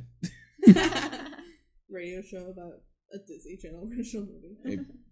All right. So the principal's also like, Radio Rebel, turn yourself in. Otherwise, your future will be radio silence. And then she like, yes, like fist. She's so camp. Yes, good one. She definitely practiced that the night before. All right. So then at lunch, Gavin is like, "Hey Tara, can we talk? It's about the new song, the one that Radio Rebel played last night. I wonder how she got the demo. Anything to confess?" And Tara's like, "Oh, I don't know." And he goes, "It's you, right? You're the one?" She's like, "It's me? Huh?" And he's like, "You gave the CD to your stepdad, who then gave it to Radio Rebel." Yes. So Samar, totally yeah, it. so she's immediately relieved and is like, "Yes, that's it. Definitely not me being Radio Rebel." No, not Which, at like, all. that is a good excuse, and lucky he came up with it for her. Yeah. I'm not Radio Rebel. Definitely not. I feel like it totally should have given her away though. But Yeah. whatever. It was like a weird red herring to put. Yeah. But she's like, "Yes, you're right. Yeah, it was a really great song." And he goes, "Thanks, but it doesn't really feel like my voice. Like, people are hearing me, but they're not hearing me." Crazy, right? We love this just B plot of Gavin versus Gabe, where the moment either of them have a modicum of success, Gavin immediately says, "Okay, but the band's all selling out, and Yeah. I want to be authentic. this is dumb. I need to be authentic." And then at the same time, well, that seems silly. But Gabe immediately goes, "No, we have to sell out. Like, the fans are all we care. Like, do whatever gets us the most We're fans." so popular now. We have to give the fans what they want. Like, it's they were just on the local radio. literally like one Barely. time. Yeah. One time. They were barely on. It's so funny that he's immediately like, "Yeah, but it's not really my voice." Yeah. Like, dude, you have one song that played on the radio one time, and now it's The not the fame music goes you want to make. straight to their heads. If this Very- isn't the music you want to play, you should have been making the music you want Yeah. right now. Like, what are you Like, doing? now's your chance, gamer. And he goes, "Well, thanks again. Radio Rebel is amazing. I feel like she's in my head, and I know her so well. Like, I could recognize her on the street. Anyway, bye." Parasocial relationship much? Man. All right, so then we see a bunch of posters and like giant ads on the side of buildings that says, "Who's Radio Rebel?" Which I feel like is a way less interesting dichotomy for the majority of viewers who do not go to this school. This is like a full citywide radio station that apparently is doing numbers. But I guess the intrigue of no one knows who it is It's fun. something. When it's like it's explicitly somewhat like a student that's just amongst them. Yeah. Who is she? Who is she? Outside of the radio station, Tara has to sneak around to avoid Barry and Larry. Yeah, Whatever, Barry and it's Larry fine. start their entire arc in this movie is just trying to figure out who Radio Rebel is. And now for the rest of the movie, they're basically just camping out at the studios. Which is the smarter way to do it, because like, oh, she has to go into the studio every day. Let's just camp out and try to spot her. But they never do. Cammy Q says, "Did you see the posters? They're everywhere. The rating must be up if they're marketing you. You're famous." Cammy Q, you work for the radio station. Yeah. Why are you being like, "Oh, the ratings must be up"? Shouldn't you know that? And also, shouldn't you be telling, like, Yeah. Tara that, right? Apparently she actually doesn't work here, and she just like is vibing. Oh. She's like, "Oh, oh, the ratings must be up." Like, girl, You work do your here. job. She should just have all the financial information, but I guess she's just not giving it. And her stepdad is like worried mooching off of her success. Just saying. Yeah. And so she's like, "Yeah, you're famous." And Tara's like, "It's also sad I have to compete for Gavin's attention, like not only with Stacy but also with myself, and I'm losing to myself." Which, like, that has nothing to do with you being famous, but okay, let's talk about your boy problems now. Yeah. And then Cammy's like, "Yeah, well, look at the internet. Everybody loves you." Like, this conversation has gone 3 different ways, or at least it diverted for 2 seconds to be about Gavin and back to her, about her being famous. Which, like, the writing's horrible in this movie. And, like, the old Google interface. Like, who is Radio Rebel? We want more Radio Rebel. We're Right. having a dance party. dance party at 8 a.m., everyone. Yes. Don't take our music away. And then Tara's like, I have an idea. She said, I have a great idea. Yeah, it's not just an idea. It's a great idea. And it really is not. But let's get into it. What's the idea, Kelsey? So the idea is that the radio station is going to bring a van out to the front of the school and play music for everyone to dance to. This is a great idea. I see nothing wrong with this idea. So yeah, Cammy Q is there with the van and a mic and is like, hey everybody, dance party. Also, it's playing We Got the Beat, which is a cover of the Go-Go's song We Got the Beat. And Debby Ryan sings this cover. She's saying, we got the beat. We got the beat. It's so extra. It feels. It's really extra. So everyone's dancing, and Cammy Q is like, I have a message from Radio Rebel. Whoa, like the real Radio Rebel? Yeah, it's a pre-recorded message. And she's like, they can't take our music away. Lunchtime is our time. Principal is pissed and literally just like shoves two people aside. She's like, this is school property. And Cammy Q says, actually, beyond this point, it's city property and I have a permit. Which is like, isn't there noise laws? That's why she has a permit, I guess, to play music. I see. Maybe. I don't know. It is probably, like, shouldn't be allowed, but it's fine. Yeah, screw that principal. Yeah, so the principal storms off and pushes more people. And Stacy's like, this radio whore rebel has got to go. Horrible is her best one. Stacey, horrible, for like the whole movie, anytime she says Radio Rebel, we'll make a pun about how terrible she is. Yeah. Horrible is my favorite. She really has to hit home that she hates her. Yeah, whore rebel. It doesn't sound good. Whore rebel. Rebel. Okay, it sounds like whore rebel. It really does. And she's that's a what whore rebel. Like, okay, Stacy, go off. All right. So now it's like a new day at school. Principal is yelling at everyone that this lunchtime fiasco was a fiasco. Yeah. She just loves attention, the principal, because she like says everybody. She's like up on a balcony, like imagine Sharpay in High School Musical, like looking down at everybody. This is Sharpay all grown up. Yeah, but like, is Sharpay that mean? I guess so. But Sharpay was at least kind of cool. Sharpay at least was like a theater kid that wouldn't be this strict, I think. No. About just people having headphones. Also, I want to mention, literally everybody in this movie always has like some kind of headphones on, whether it's like earbuds through their shirt. They're all listening to the Radio Rebel podcast. Yeah, have, like, stream it headphones now on Spotify. They always have headphones like around their neck or something. Like everybody has to have some kind of like headphone. It's kind of, it feels like Camp Rock a little bit. Yeah, where it's like, we like music. Yeah, here, that's our thing. It's our thing. Okay, she says it's time for Radio Rebel to come to an end. Anybody with information on her is to report it immediately or you're gonna get in trouble. She doesn't offer any kind of reward. She's just like, tell me or I'll expel you. Stacy's a kiss ass and comes over to the principal and she's like, Principal, that radio dribble should be punished. Radio Rebel. She says, you can really expel Radio Rebel? And principal's like, well, she violated my policies, so yeah. And I can I can do it forever. Like, I can just suspend her forever. I can do whatever I want. I feel like they should report the principal to like the superintendent. She's having a power trip. Literally everyone in the film is, but yeah, it's weird. Like maybe Audrey doesn't have a power trip. I think every other named character does. Having a great time. And Audrey does briefly when she won't like have her best friend tell her every aspect of her life. She's like on the DeviantArt like furry forums, you know? Yeah, like, for her hyena.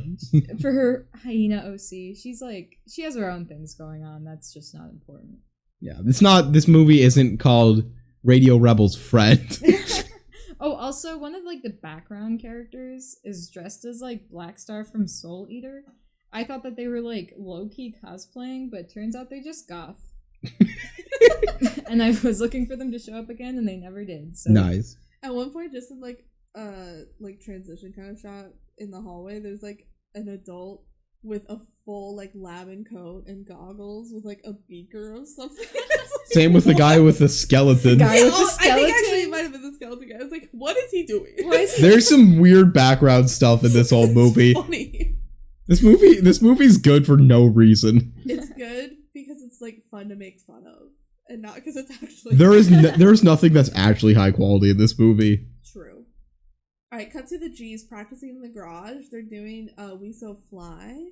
Which we can talk about more when they actually perform it, but you just hear the little hook right now, which is a fun little preview. Which I think is a good And Gavin, third in the middle of this, goes, hey, we should do stuff more meaningful. And stop playing right now. We So Fly isn't meaningful? I was having a good time. What do you It's their best song, if I'm being real. Good. We'll talk about it. We'll analyze it later. But, like, it is meaningful. Gavin. Shut up, Gavin. He's like, we should go more authentic. And Gabe is like, no, our fans don't want that. They want a party. If you want to be meaningful, go write a poem. Yeah. The age-old conundrum of giving the people what they want versus, like, your own artistic integrity. They really tried to hammer this in when they've had an inch of success. Literally. They had one song play on the radio, and not even because they submitted it to the radio. They're still, like, practicing in the garage. Yeah. Gavin says, since when do we let our fans decide what we play?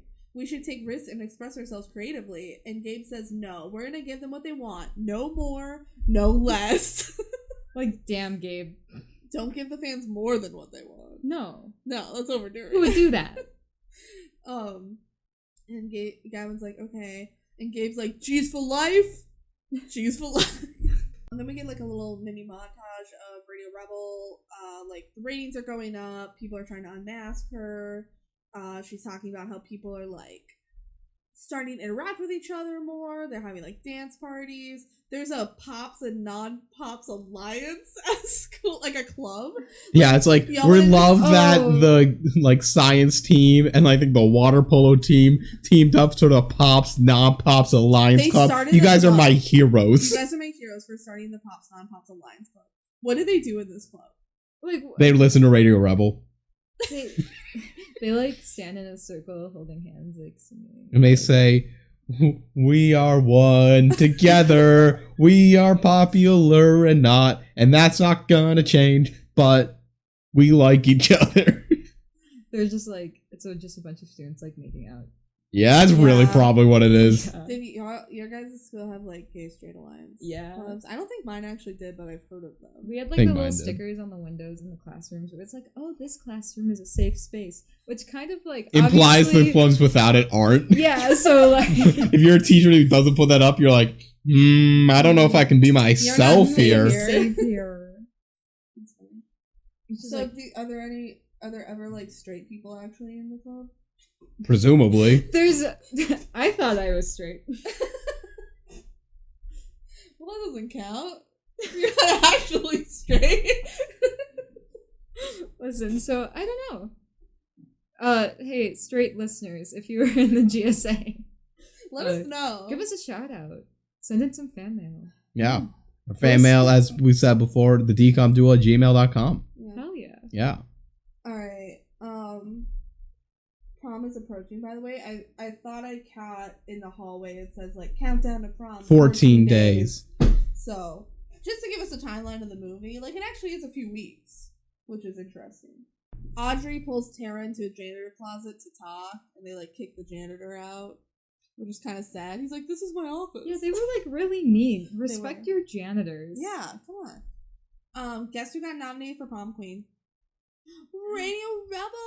Radio Rebel. Tara's like, I'll get expelled if I'm revealed a prom queen. Like, I should quit being prom queen. And Audrey's like, no, you can't. You can do this. You're a hero. You can't turn your back on everyone. It's your time to shine. And Tara says, what if I don't want to shine? And Audrey says, you have to. I'm your BFF TLE Elemental P. Like, their little cute little thing. Yeah. Their little thing that was just shoehorned into the movie. It's not like it was authentic. It's to sell merch. Like, you can buy, like, BFFTLEWE, like on a little backpack. Remember those like backpacks with like High School Musical? Yeah, they thought this movie was gonna cook. I almost put it in the factos, but I found a random fandom page that said Disney has confirmed that Radio Rebel 2 is in development, and there was no links or source to any of this. And I'm like, I'm waiting. There is a Radio Rebel 2 in development. What the hell would that plot be? Shit. No idea. What would they do for a sequel? Like they have nowhere to go. They're going to make history. This movie has a full conclusion. Like there's no questions left. Bait. It's weird. Okay. It's like all about Larry and there's a rival Radio Rebel show. That would be good. Radio Rubber.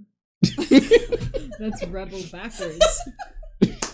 Backwards? What's radio backwards? Blubber. No, it's Oidar. Oidar Leber.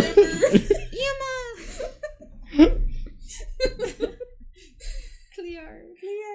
Oidar. Leber. What's the other one? Ricky. This has gotten off track. Oh shit. I'm enjoying it too much.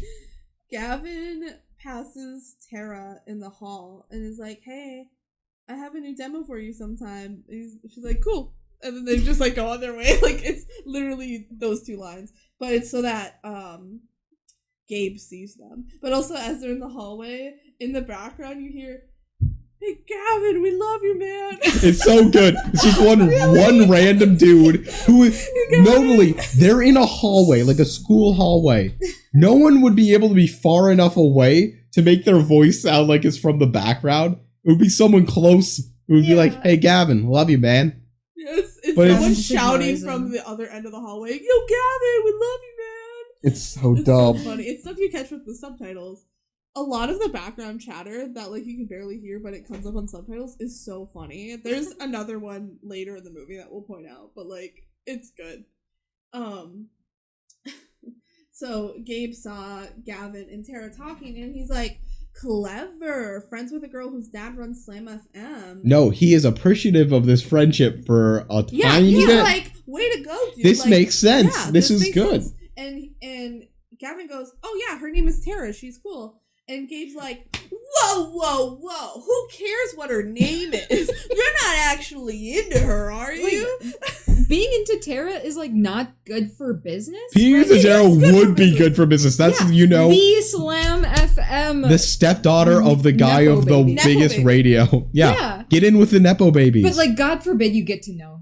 You know her name though? Cringe. Gabe views women as objects, and that's why we are anti-Gabe. He's like, she is only one here thing for I would her like to mention. I don't think Gabe necessarily views women as objects. I think he views all people as objects. So true, bestie. Gabe is only in it for himself. Yes. Yeah. That's why the other two G's don't have full names. Gabe's like, no, we don't need to know your name. Your name is G and your name is G. Yeah. If you talk, you are out of the band. One of the guys like, who's Trevor? You need a G name, actually. Hey, what's up, guys? Yeah, we're the G's. Gabe, Gavin, G, and G. We call that one G-Force, and he's like, no, we don't. My name's Trevor. That's G-Force. I actually have like a solo career you should check out. It's like underground, like cyberpunk dubstep on like Bandcamp. And then he like gets really popular in 2024 because that's what the cool kids are listening to. He's like, yeah, I'm like really into Dungeon Sim. Trevor is my favorite Radio Rebel character. Everyone loves Trevor. Can we even describe what he looks like? I don't think so. Oh, he's like dark hair. Justin Bieber knockoff. Like, weird. Are we saying this is like the guitar player, the other guitar player? I was thinking the drummer too. Okay. Shout out Trevor. Trevor, aka G-Force. G-Force. No one calls me that. And he is the actually anxious person in this movie. He's not faking it for clout like Tara. What if this like Radio Rebel 2 is like a drama talking about what it was like to like live in like a weird high school movie and like Trevor was talking about like having to actually deal with his mental illness and then like Tara's there like Rachel Berry, like you don't get it. And he's like, it's crazy that like one girl goes on the radio and says like, hey, be yourself, and everyone just buys into it, but in reality it's a cult. they like just make fun of me for my dumb stuff. Like seriously, don't be yourself if it, like, isn't cool or you forget to wear deodorant. Yeah. Gabe's scary. And now you're Stinky Trevor. But at least people know my name now. Yeah, Like, people now call me Stinky Trevor. I prefer G-Force. She thinks that being yourself means wearing red and having dance parties, but I know the true meaning. Why? She's like, be yourself, but also do exactly what I say. Trevor experiences like ego death.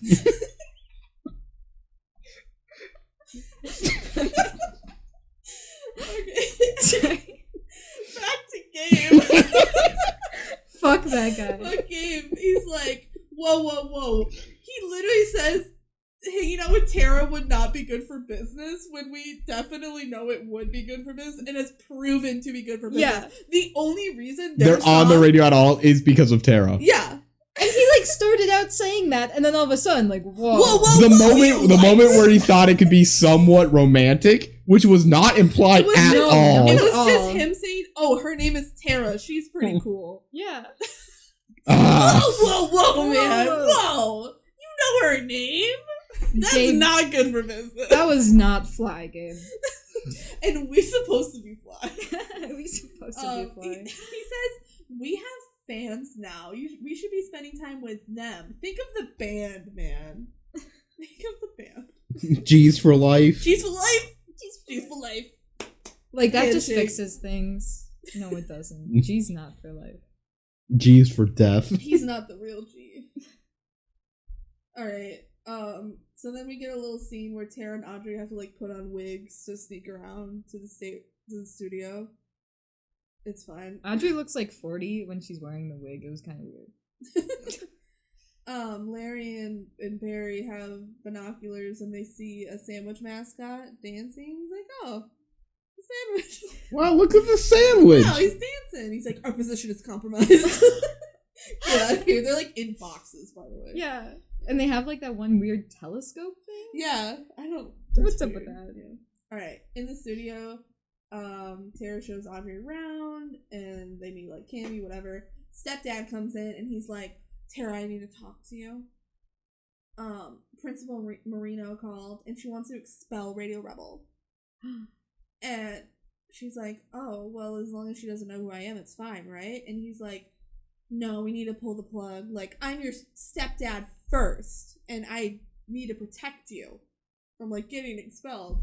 And she says, no, this is too big and too important to stop now. I'm not going to go back to the shy, invisible girl who can't speak. I know it's risky, but I have to do this. And Dad says, I think this is the most I've heard Tara speak. The stepdad is so intense in this scene. He's giving like Succession, and he's talking to a teenage like Debby Ryan. I feel like making a weird face. I feel like the dad. I read up his acting stuff. I didn't put it in because he's not there, but he's like has a very respectable acting career. I feel like he did not realize that everyone else was going to be like phoning it in for this. Yeah, it is such like kind of intense. Yeah, that scene. Yeah, but yeah. Anyway, he's like, all right. You can do it. Cool. Good luck, kid. So then, on the air, Radio Rebel's like, a lot of you want to know who I am.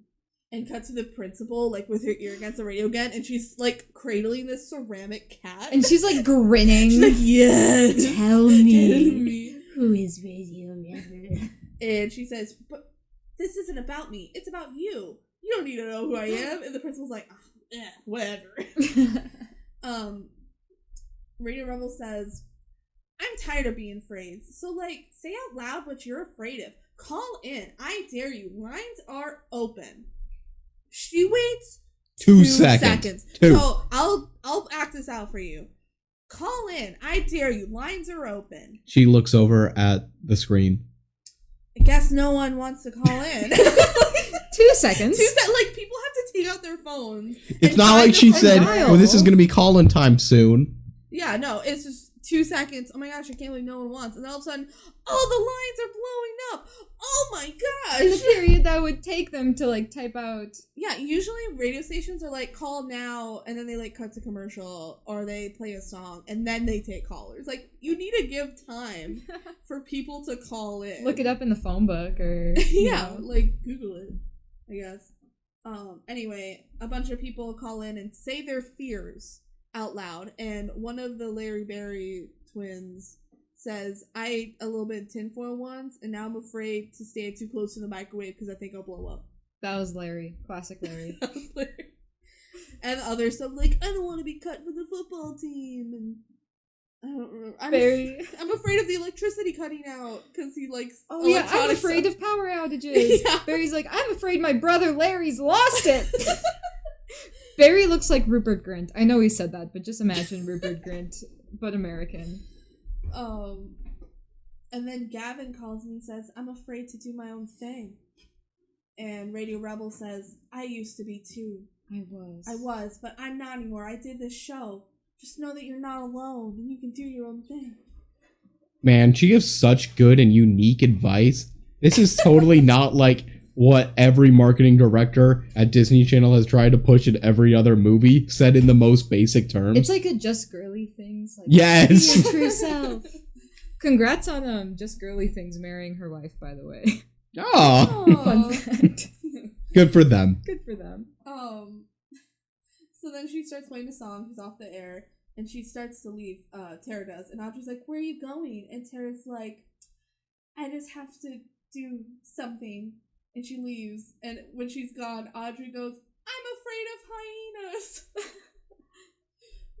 What? Because that's all she ever thinks about is hyenas. I guess. Apparently, she's afraid of them. She's afraid of them. Batman.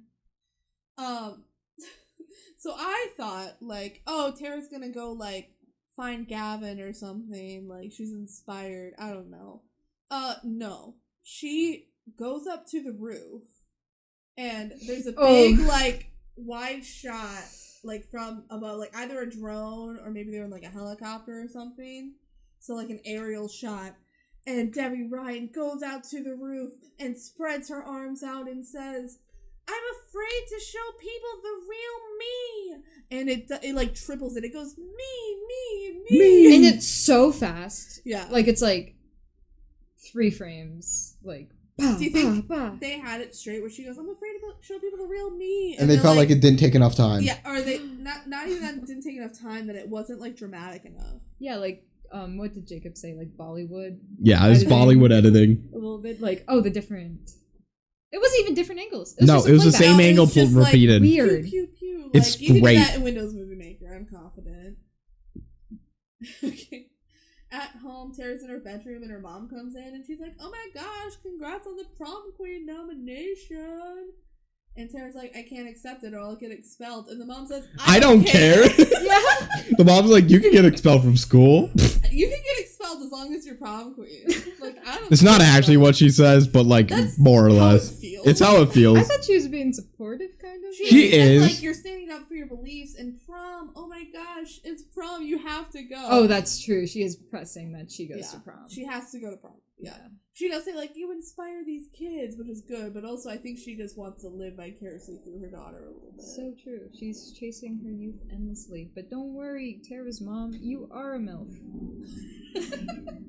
You heard it here, guys. Tara's mom is a MILF. Kind of a MILF, though. Alright. So now the principal's speaking on the intercom again. She's like, I gave Radio Rebel a chance to turn herself in, but she can't hide forever. Until she's revealed, I'm canceling prom for everyone. And Stacey's like, no, she can't do this. And right behind her, Kim goes, she can do whatever she wants. She's like the principal. She can do whatever she wants. That was your favorite line. I love that. The principal. She's like the principal. Like the line delivery is amazing. Incredible. And Stacey says, radio feeble. She's destroying everything. Radio feeble. She had to go in her like mental library. She's like, I was not ready to yell at it. This is shocking to me. Damn it, I already said dribble. And I also said drivel. Damn it. So then cut to a bunch of kids protesting outside of the radio station. As if this was like Radio Rebels. I'd also like to point out, this is just a small school that like... In Seattle. Yeah. This is a giant production that a bunch of different schools have seen. I feel like there's too many protesters. People care about this too much. Well, it's all the students. Yeah. I just can't believe they are fully blaming Radio Rebel for this when it's the principal who canceled the prom. Yeah. Like, Radio Rebel didn't say, guys, I really want to cancel prom. No, and like they're calling in and someone says like Dream Crusher, Dream Crusher. Dream Crusher, Dream Crusher. Like, I'm sorry, was prom really that important? I feel like high schoolers are always just so ready to stick it to the man. Like, if our principal canceled our like prom, it would be just more attention on us. Yeah. Like, we would eat that shit up.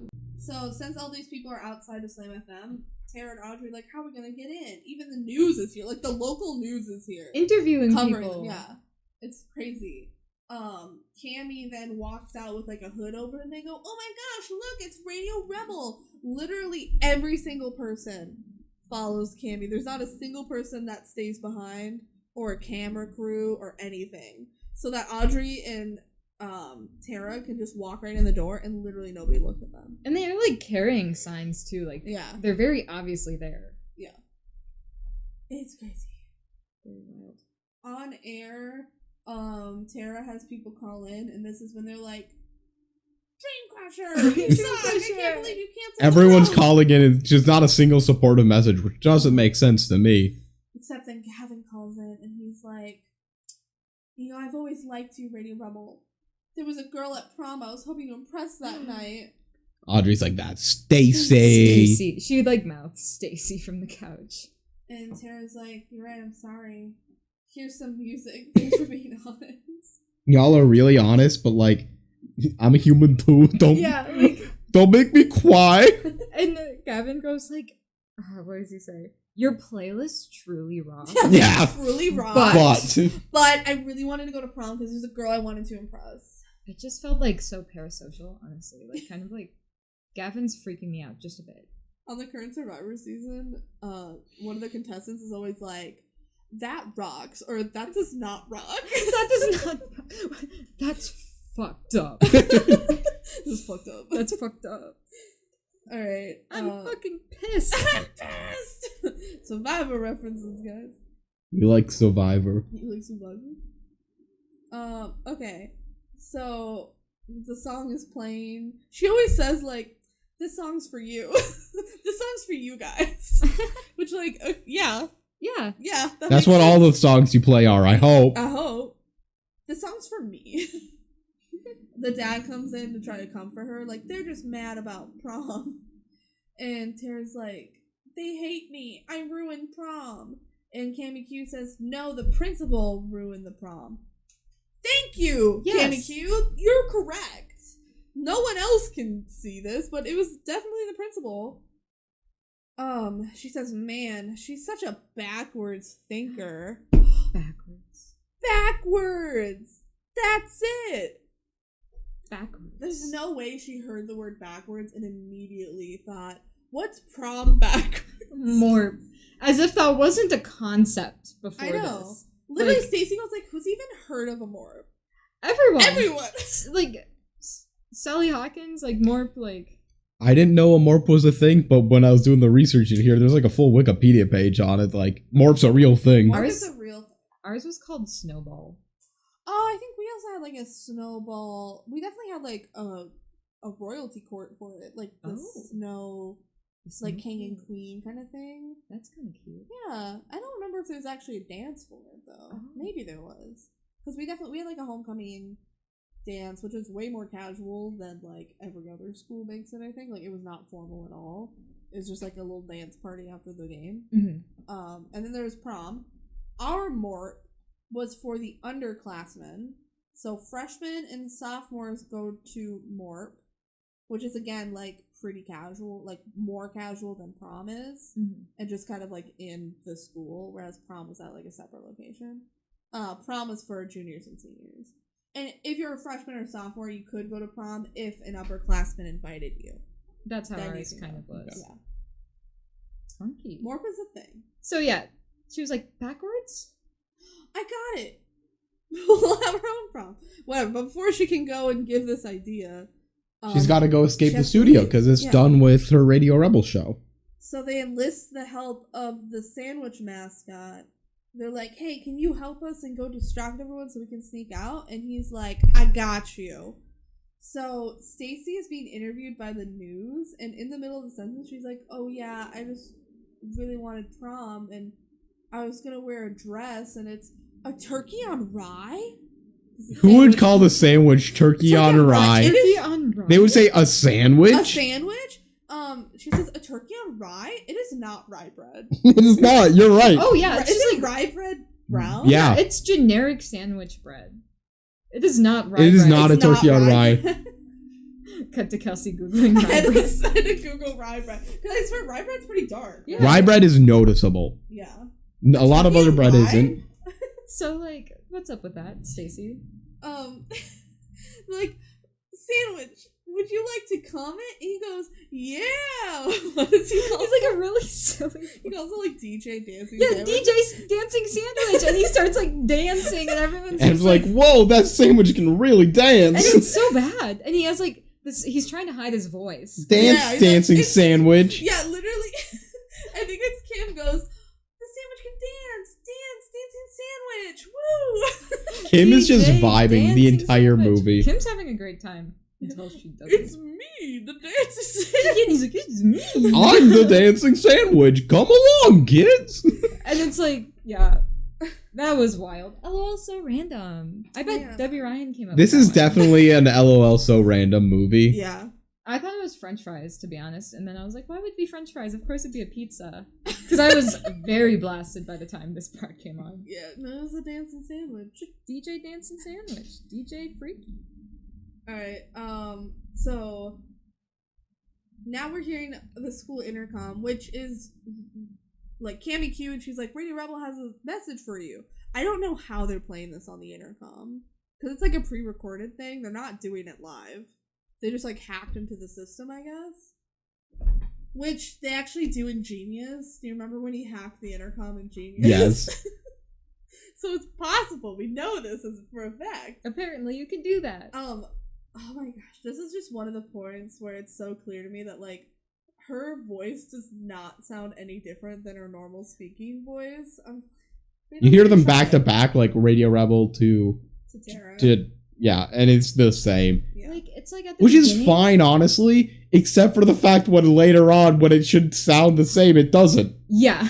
The message on the intercom is from Radio Rebel is, well, canceling the prom was lame.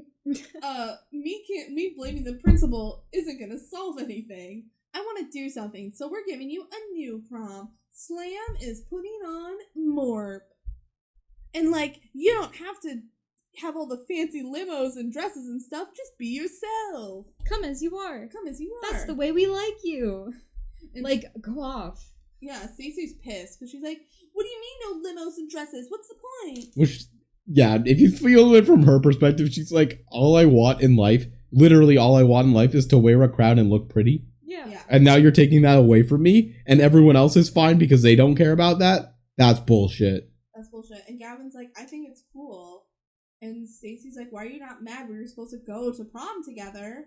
And Gavin's like, we can still go to Morp together. Tara also, like, shows up to this conversation. And she's like, she just kind of interjects herself. And she goes, I'm sure Radio Rebel would love your feedback about this since you're her #1 fan. And Gavin goes, ha! He covers himself up like, I'm not supposed to laugh at my girlfriend? Tara's getting big. Yeah, she's talking back. She's getting That's new. feisty. At the radio show, she's talking about Morp again, and she's like, maybe we should have a Morp king and queen. Like, if you guys want it, we'll do it. Morp is for you guys. Make your voices heard, especially my #1 fan. Literally, Stacey's driving her car, and as that line comes on, she just puts it in reverse and goes the other way. She's like, what the fuck? And she figures it out. During the scene, like, you see Radio Rebel talking in the studio. Mm-hmm. And she, like, first of all, is taking advantage of every piece of furniture. Yes, she really likes to walk around. She always puts her headset on and goes to her normal mic and all that. And I'm like, there's no way the audio frequency works like that, but whatever. Go off, queen. And she, like, awkwardly fondles a guitar in this scene. Like, she's, like, kind of, like, stroke.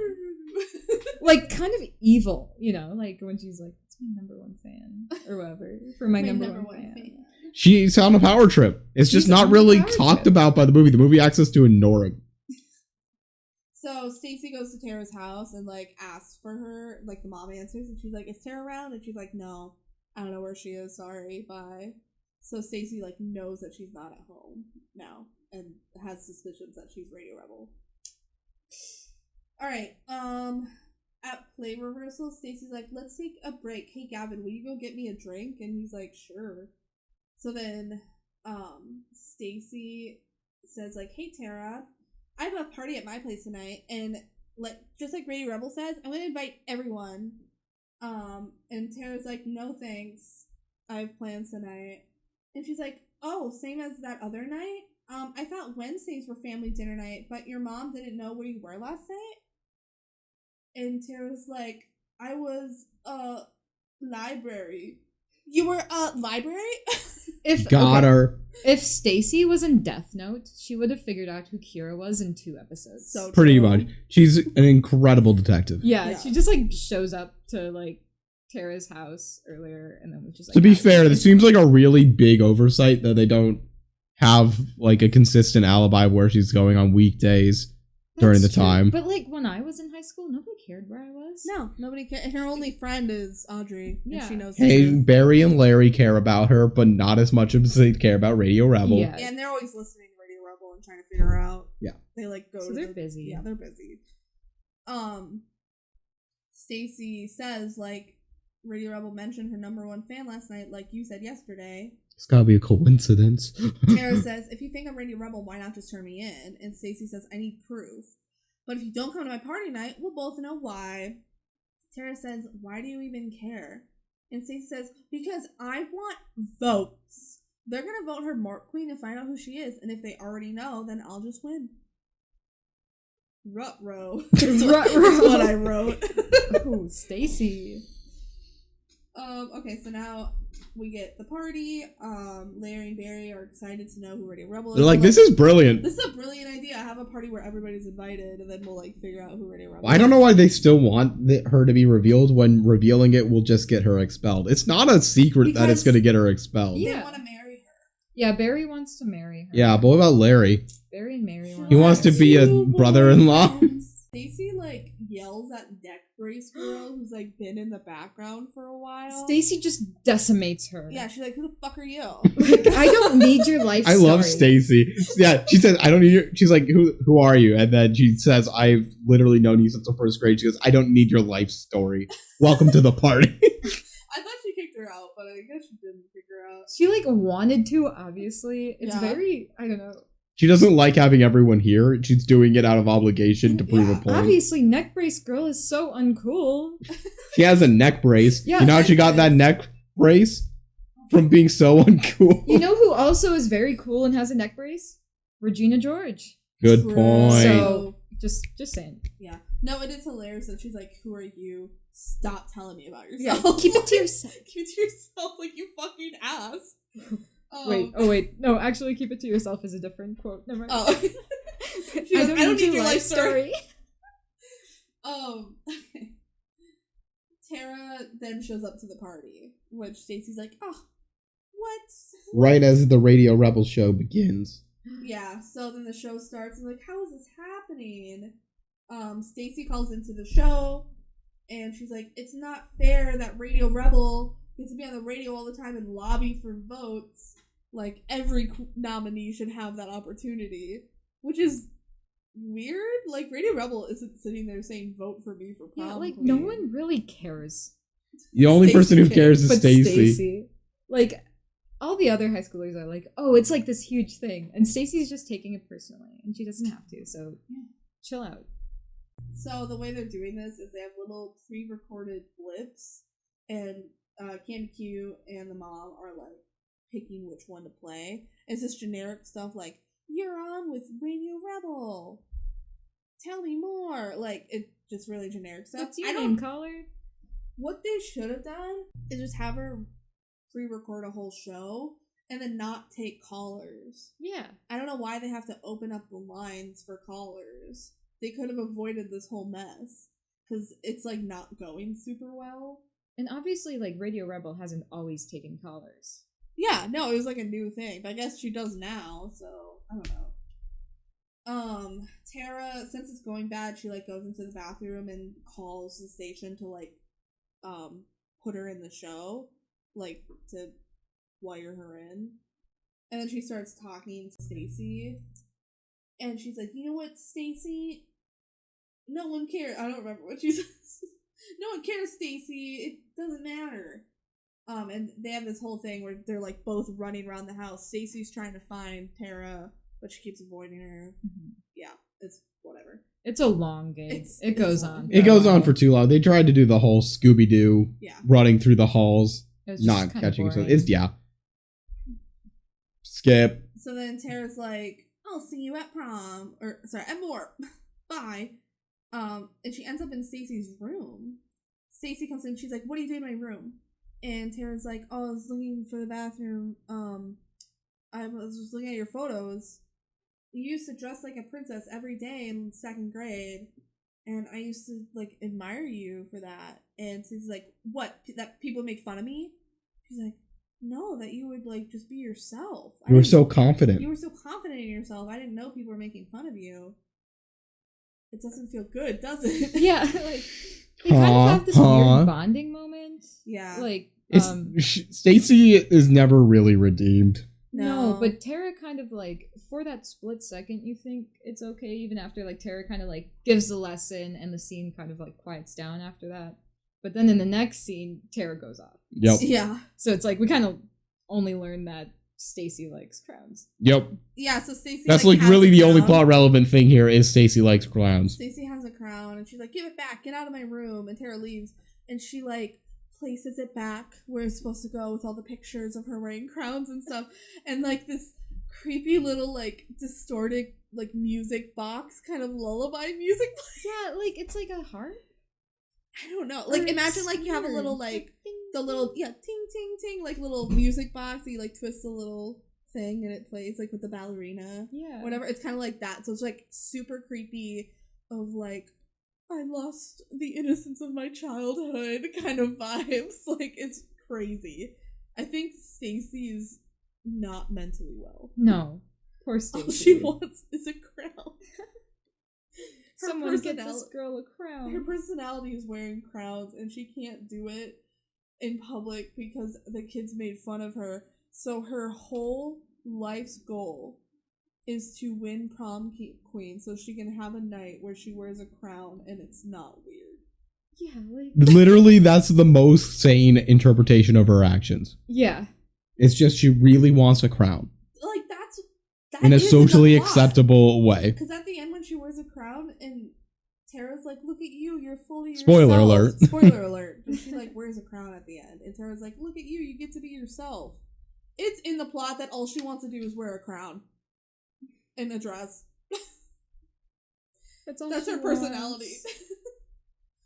Anyway, outside at the party, the G's are getting ready to play. And oh my god, Gavin smiled at Tara? Oh my god. It was a special smile. Oh my god. We So Fly starts to play. Here we go! Caught me sneaking out the back. Daddy chased me down the street. The best first 2 lines in any DCOM song. Daddy chased me down the street is so good. What the hell does that mean? Good thing I've been running track.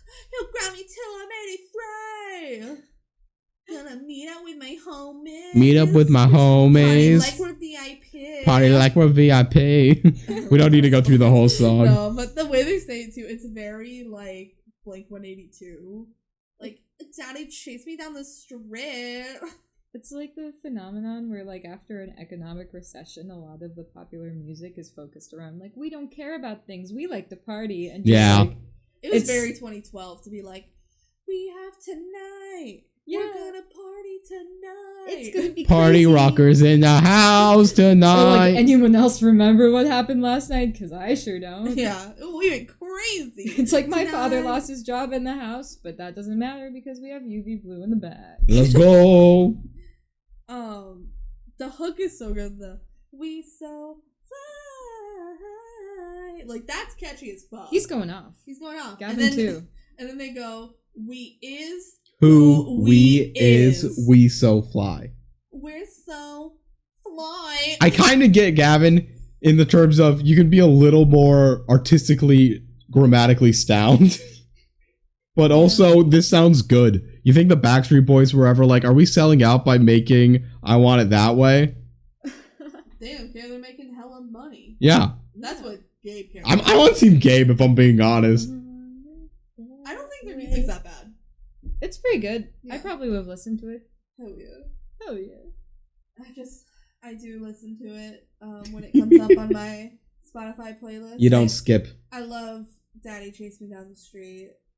It's like the best lyrics I think ever written. Honestly, Queen who? Stacy is pissy, right? They have that whole exchange in the bedroom. She comes to the backyard. She's like, I can't believe I have all these non-pops in my yard. She didn't even get to figure out who Radio Rebel was. This is a total waste. Yeah. She has a drink in her hand. She just goes and stomps up to Audrey and bumps into her and the drink spills. And she's like, oh my god, you spilled my drink. Like, Audrey was literally doing nothing. She was just standing there. And Tara's like, it was an accident. She wouldn't do that on purpose. Unlike some people. And Audrey's literally like, I was just standing here. Yeah, poor Audrey. Poor hyena girl. And Stacy's like, blah, blah, blah. And Tara goes, I don't care what your problem is. Keep it to yourself. You know what, Stacy? Keep it to yourself. Keep it to yourself. Damn. Yeah, Got her. Tara has got some balls now.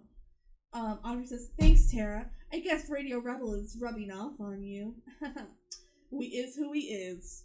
The end. Cause we is who we is. We is who we is. I love that, Kesha. Huge fan. Later, Tara and Gavin are talking at the party. He just like appears behind her. Remember that? It's like, He's just suddenly there.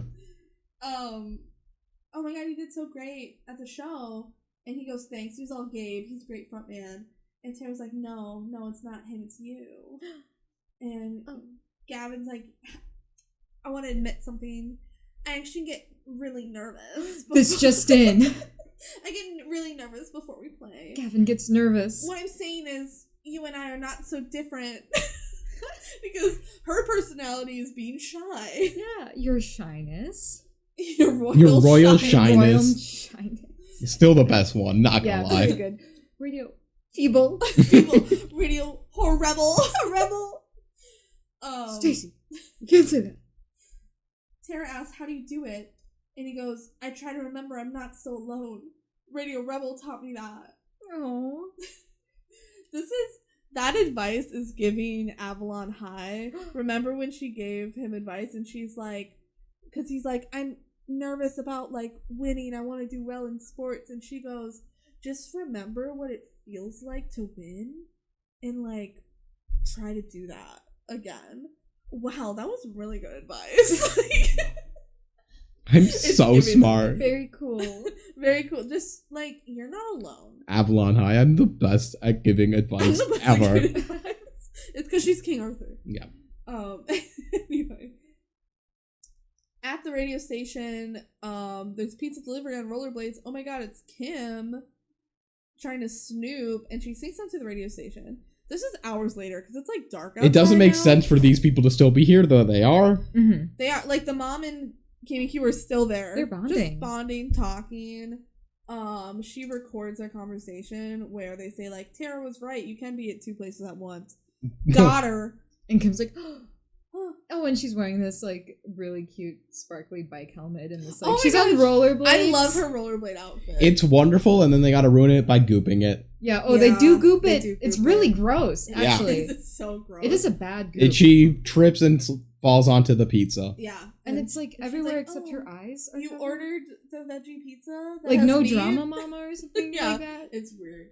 And then she's, like, licking it off her face. Yeah. That was weird. It's gross. There would not be that much sauce. No, not at all. It's really nasty.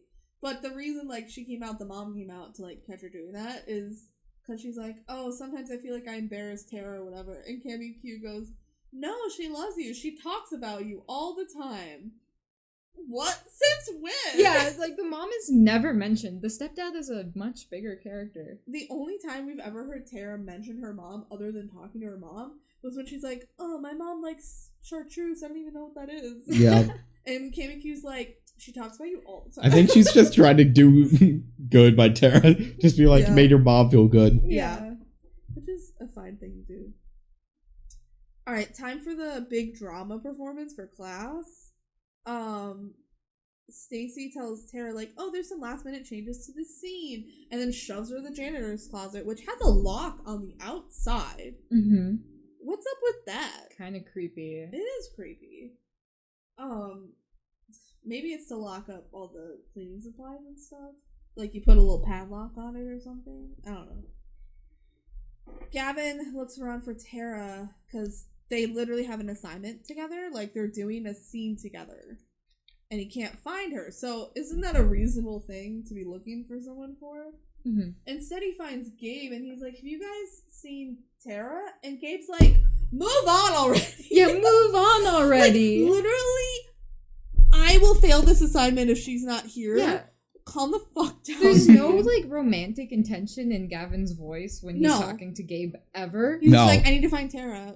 Move on. Like, apparently, like, Gabe is reading it correctly, in theory, but also... In this moment, he had no right. There's no right to any part of it. Again, the alliance of... This would be a marriage that, like, countries would approve of because it's a good strategic alliance. Yeah. You get someone in the radio for your band. Exactly. Who cares about the popularity aspect? And the other two G's are just kind of in the back. Like, again, these... freaking Trevor. Freaking G-Force. It's just kind of standing there. I hate when my dads fight. He says, move on already. Move on to Stacy. And Gavin's like, you're a jerk. And Gabe says, get your priorities straight. Gavin's like, well, stop this stupid rock star act and be a real person. And Gabe says, this rock star act is what put us on the map. Come on. That's not true. You know what put them on the map? Tara. So dumb. Move on already. Unless they really were popular before that radio hit, but, like, I don't think so. The whole point is that they, like, I don't know. It's just silly. It is silly. Gabe has no clue what's going on. Gabe says, you're in or you're out. And Gavin says, what about G's for life? And Gabe says, yeah. Ask yourself that. Enjoy your solo career. Damn. That's so sad. They got divorced. I thought they were, like, brothers as well. I thought they were G's for life. Audrey is on stage doing, like, a solo scene about a spork. Oh, yeah, she's in love with a spork. Is that Hamlet? I don't know what Shakespeare scene it's about. Oh, Hamlet eats. Yeah, Hamlet eats with a spork. Maybe that was what she's going. Hamlet eats with a spork. Very smart. We figured it out. Alas, poor Sporkrick. Spork. Have y'all seen the VeggieTales Lord of the Rings? No. Oh, it's called Lord of the Beans, and instead of the orcs, it's the sporks. That's incredible. It's so good. Meat's back, veggies back on the menu, boys. Okay, so anyway, Tara tries to call Audrey, but she's too busy talking about sporks, so she doesn't answer. Stacy lies to Gavin about not knowing where Tara is, but she's like, don't worry, I'll do the scene with you. And then she grabs a microphone and says, Stacy will now be performing instead of Tara, who decided not to show up. Yeah. What the fuck? It's so out of pocket. So unnecessary. This whole scene is just a full-on rage moment. Yeah. It's just a full rager. It's just wild. And the Shakespeare scenes are so shitty. They're really shitty. You gotta remember, they're written and performed by high schoolers. Yeah, but, like, we did a very similar project. And it was probably a lot better. And yeah, my best friend and I. But what's it in 2012? Because you gotta remember that. 2017. Spork is such a 2012 thing. That's so true. And Spam. Did you all ever get the shirts that say, I get high on Spam? No. Oh, okay, never mind. Tara gets let out by the janitor. And the scene has already started, though. Tara runs through the hall, and then she sees them kiss on stage. I don't think that was scripted, but Stacey's like, I'm gonna kiss you, mwah. And Gavin like, stops. He looks uncomfy, and he looks to his right, and Tara's there. Heartbroken. Oh my god. She looks like she's about to throw up. They could easily talk and be completely fine. But they go to opposite sides of the stage, and literally nobody's on stage right now, so they could just, like, walk to the other side. But he, like, mouths to her, like, what happened? And she just goes, like, I don't know. I got locked in this janitor's closet. And he's so mad. He's flustered. He turns around. And Stacy goes, oh my god, he's so disappointed in you. Stacy, like, grabs Tara. Yeah, she grabs her. And she's like, listen, Radio Drivel. You trying to destroy me? You really think you can get away with it? Like, y'all chill. Chill the fuck out, Stacy. Stacy's really on one right now. Tara says, it's not me. I'm not Radio Rebel. And she goes, save it. I have this recording of you. What do you want from me, Stacy? And she goes, I want to be Morp Queen. Tell everyone to vote for me or I'll expose you. She'll email the audio clip to everyone in the school. Oh my god. Whoa. On the radio show, Radio Rebel asks if she's doing the right thing. She's like, am I doing the right thing? Is it worth it? Is it worth it? Like, and we get 2 shots of the characters listening to this. Like, I thought it was gonna be more characters. It's literally just 2. So first we get the principal. It's a portrait of the principal. And then it zooms out to the principal standing in front of the portrait in the same, like, cross-arm We love this pose. so much. And, like, the same outfit.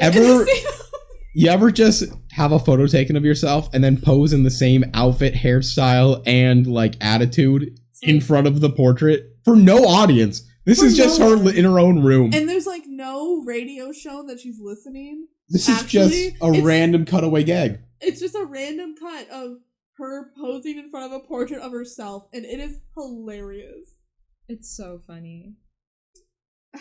And then we also see Gavin, and he's in his room, and he is a giant Union Jack. A massive Union Jack. We brought it back. You remember from a couple hours ago? We mentioned it's because the director's British. Yeah. Wow. I wonder why actually he has it. He probably is a fan of Brit rock. Yeah. He's probably like the Britpop era. It's like Oasis and Blur and all that. It's fun that this is not the only big Union Jack in a bedroom in a DCOM we've seen. Because Spin, but the character was actually British. Oh, yeah. That was one of the newer ones. Right? Yeah. We watched that. We did. That was fun. Okay. She says one more thing. I know a lot of you guys want me to be Mort Queen to see who I am, but I don't need the crown.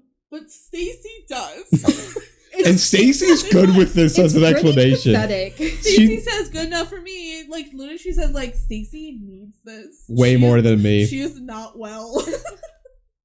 And Stacy agrees. She doesn't even say vote for Stacy. She says, I don't need the crown, but Stacy does. So keep that in mind when you vote. Like, someone help Stacy here. Somebody needs to help Stacy. And then Gavin gets a text, and it says, come outside. I have something to tell you, Audrey. Audrey just showed up at his house. Come outside. What a good friend. Yeah, we don't get to see them have a conversation, but it happened. We know what happens right now because Gavin's confronting Stacy, and he goes, Audrey told me everything. Oh, but first she's like, oh, I have a bow tie for Morp. Like, I wanted to show you. And it's literally just a clip-on bow tie. I thought that was funny. I'm like, look, I found a great She's just so excited for prom. And it's Morp. And it's so sad that society, by her being mean, has shunned her. Yeah, she kind of deserves it. But she was so excited for prom. And then got mad at Morp and is now so excited for Morp. Yeah. Gavin is mad. He's like, Audrey told me everything, that you locked Tara in a closet, and I have a witness. And it pans to the janitor. The janitor just like shakes his head. They don't tell on her to like the school or anything because this is definitely an expellable. Yeah, she did a very bad thing. But whatever, ignore that. He goes, you're not who I thought you were, and I can't go to Morp with you. And she goes, but we're gonna be king and queen. And he goes, I don't want to be king. I never did. I never did. Okay, British fanboy. You didn't seem to be a fan of the monarchy to me. Yeah, exactly. He said massive Union Jack, like, behind his bed. Now we're at Morp. Hooray. Yeah. Believe it or not, we just kind of, like, go straight into Morp, and, like, it's gonna end the movie very soon. Literally, like, 10 minutes left in the movie. Which is good. Great. It's good. We've been talking for long enough. Oh, yeah. Yep. Oh, my God. Let's wrap this up. Where's Tara? And where's Radio Rebel? Barry and Larry are excited to see Radio Rebel.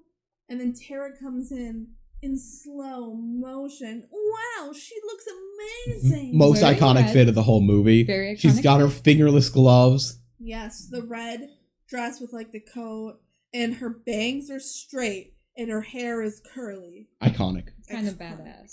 Iconic. She does the hair moving thing so many times. Tucked behind her ear, like the kinda meme. out of her face. Yeah. Yes.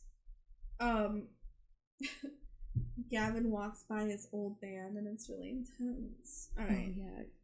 Tara's freaking out, and Audrey comforts her, and she's like, "Oh, it's okay, we can do this."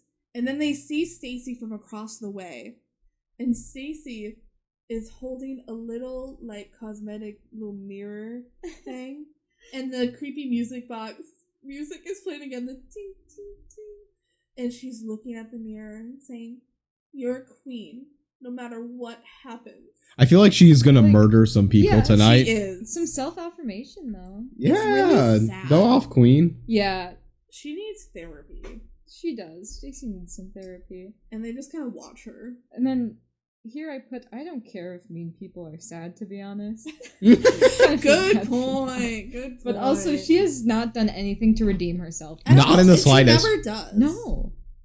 Okay, Cammy Q comes out to announce Morp Queen and King.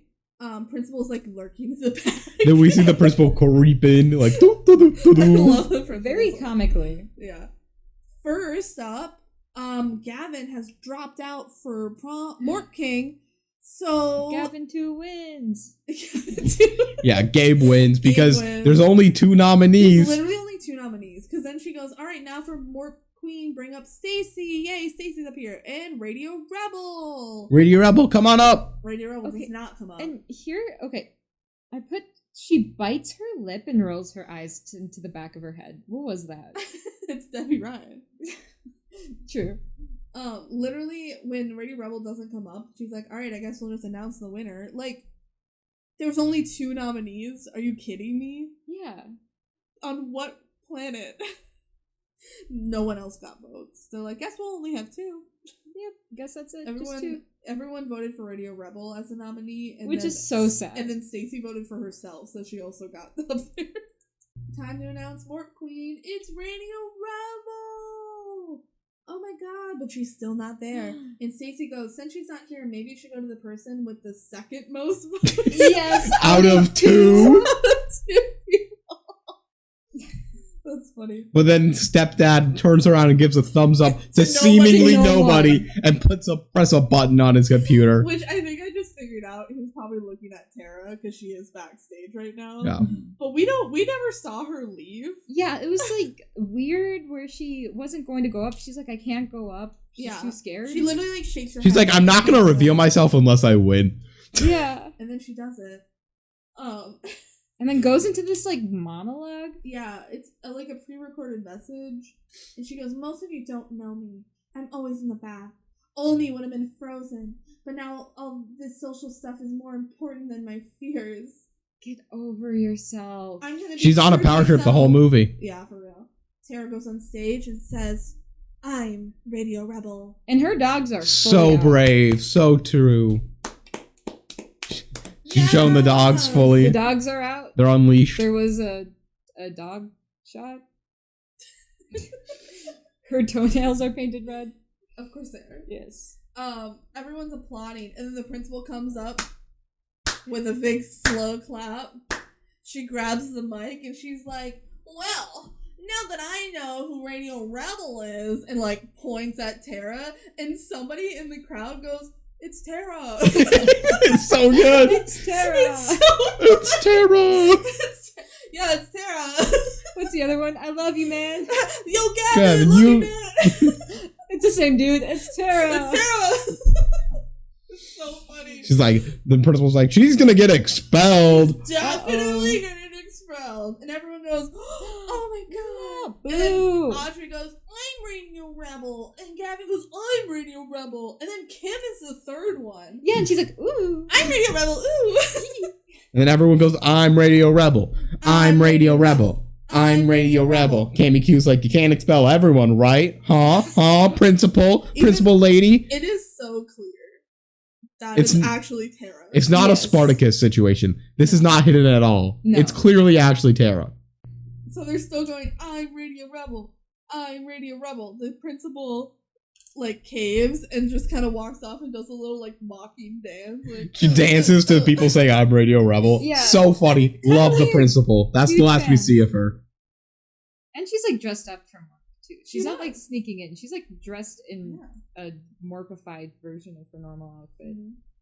Cammy hands Tara the crown and says, I believe this belongs to you. No, it doesn't. Everyone's Radio Rebel. You just gave it away. It totally outs her as the actual Radio Rebel. Then she goes, I guess we're all Radio Rebels, so the crown belongs to all of us. But, like... Cammy Q would be the person who knows who Radio Rebel is. Yeah, the principal should be like, I knew it. Yeah, like, Cammy Q said it. But whatever. I'll take you to court. Nothing matters. So everyone's like, yeah, the crown belongs to all of us. And Tara goes, but there is one person who's been dreaming of this crown her whole life. But I'm not sure I heard her say she's Radio Rebel. And, like, holds the mic up to her face, like, that's a good move. Yeah, kind of cool. Like, say you're Radio Rebel, bitch. You want your crown? Come and get it. Again, okay. power trip. Power trip. I think they're kind of into each other, though, at this point. Just a little bit. They probably are. Enemies to lovers. Yeah, enemies to lovers. The way Stacy grabbed Tara in the earlier scene was a little, like, there was tension. Yeah. Yeah. And Stacy goes, I'm Radio Rebel. I'm so Radio Rebel. Literally, she's so excited because she knows if she says this, she will get a crown. A plastic it's crown like a dog. from her head. Yes. Like, it's like, I will get this treat if I follow this command. She doesn't even care about the title. If she literally, all of this conflict in the movie realistically could have been stopped if Tara had just bought a plastic crown and wore it. So, or said, if you want to be cool, let Stacy wear a crown during the day. Mm-hmm. That's all that would be to be done. Yeah, and honestly, if I was in high school and someone was wearing a crown just around, like a plastic one, I wouldn't hate it. I wouldn't say anything because I'm not a bully. I'd be like, that's a little weird. But that's sure. funky, but go off. Yeah.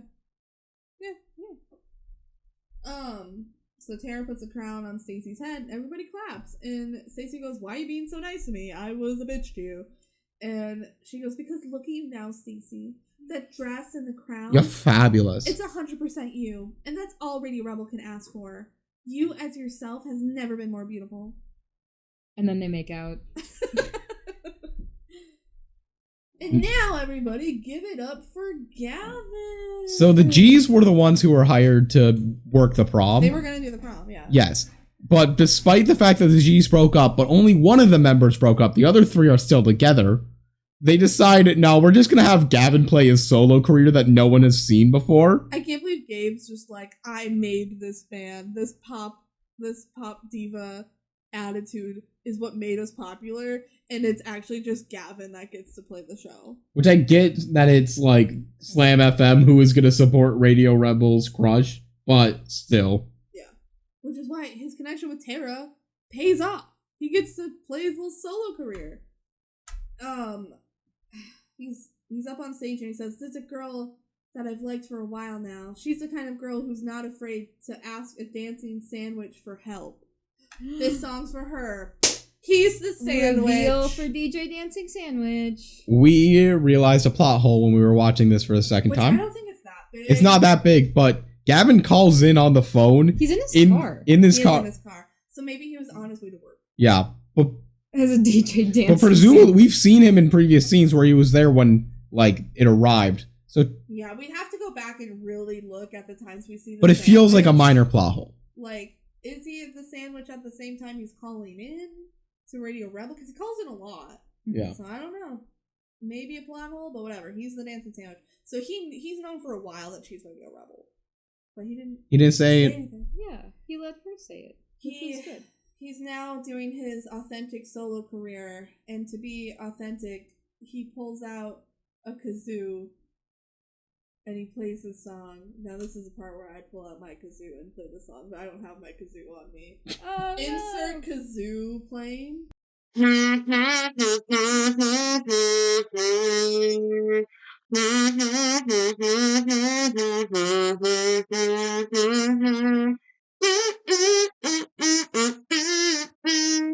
Wow, that was so beautiful. So meaningful. Oh my Gavin. god. And it's acoustically done on kazoo. Yeah, he's. Oh, I'm so excited for that. You better do it, Kelsey. Do it, Kelsey. Since it's acoustic, it has like more meaning. Yeah. Yeah, he's like, now I'm writing songs that matter. And it's like so generic. It's so generic. He's like, now I can be who I really am. And cue the really cringy hair tuck. The thing from most Debby made Ryan. fun of the whole movie. Yeah, her like she has her head kind of down and she like swoops her bangs to the side and bites her lip or whatever. It's so extra. It's iconic. And then the rest of the band gets on stage and joins them. Seems like they were not fighting for long. No, Yeah, and he's they not just back solo him up. anymore. And it's not acoustic anymore. So I don't. It think has no as more much meaning. Yeah, No more meaning. we got no redemption from them that was earned. Same with Stacy. No one is nothing redeemable. was earned. Yeah. And also Debby Ryan is like clapping along, and it's really bad and awkward. She's like trying to smile and look flirty and like clap along with her limp hands. And somehow everybody in the crowd is wearing a crown.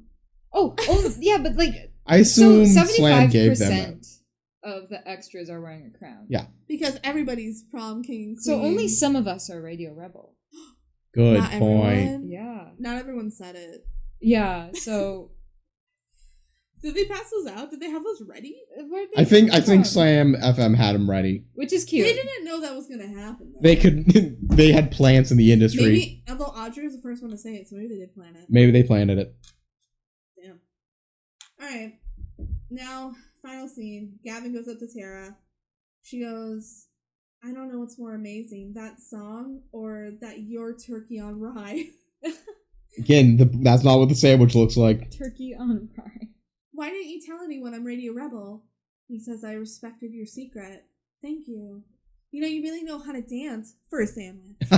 And those were shitty dance moves. They were. But it's as a sandwich, they're all right. Oh, But we also know that another plot hole is he's actually bad at dancing generally because we saw the scene of him just snap dancing. Oh yeah, so true. Yes. And then he goes, will you go to morph with me? And she goes, yes.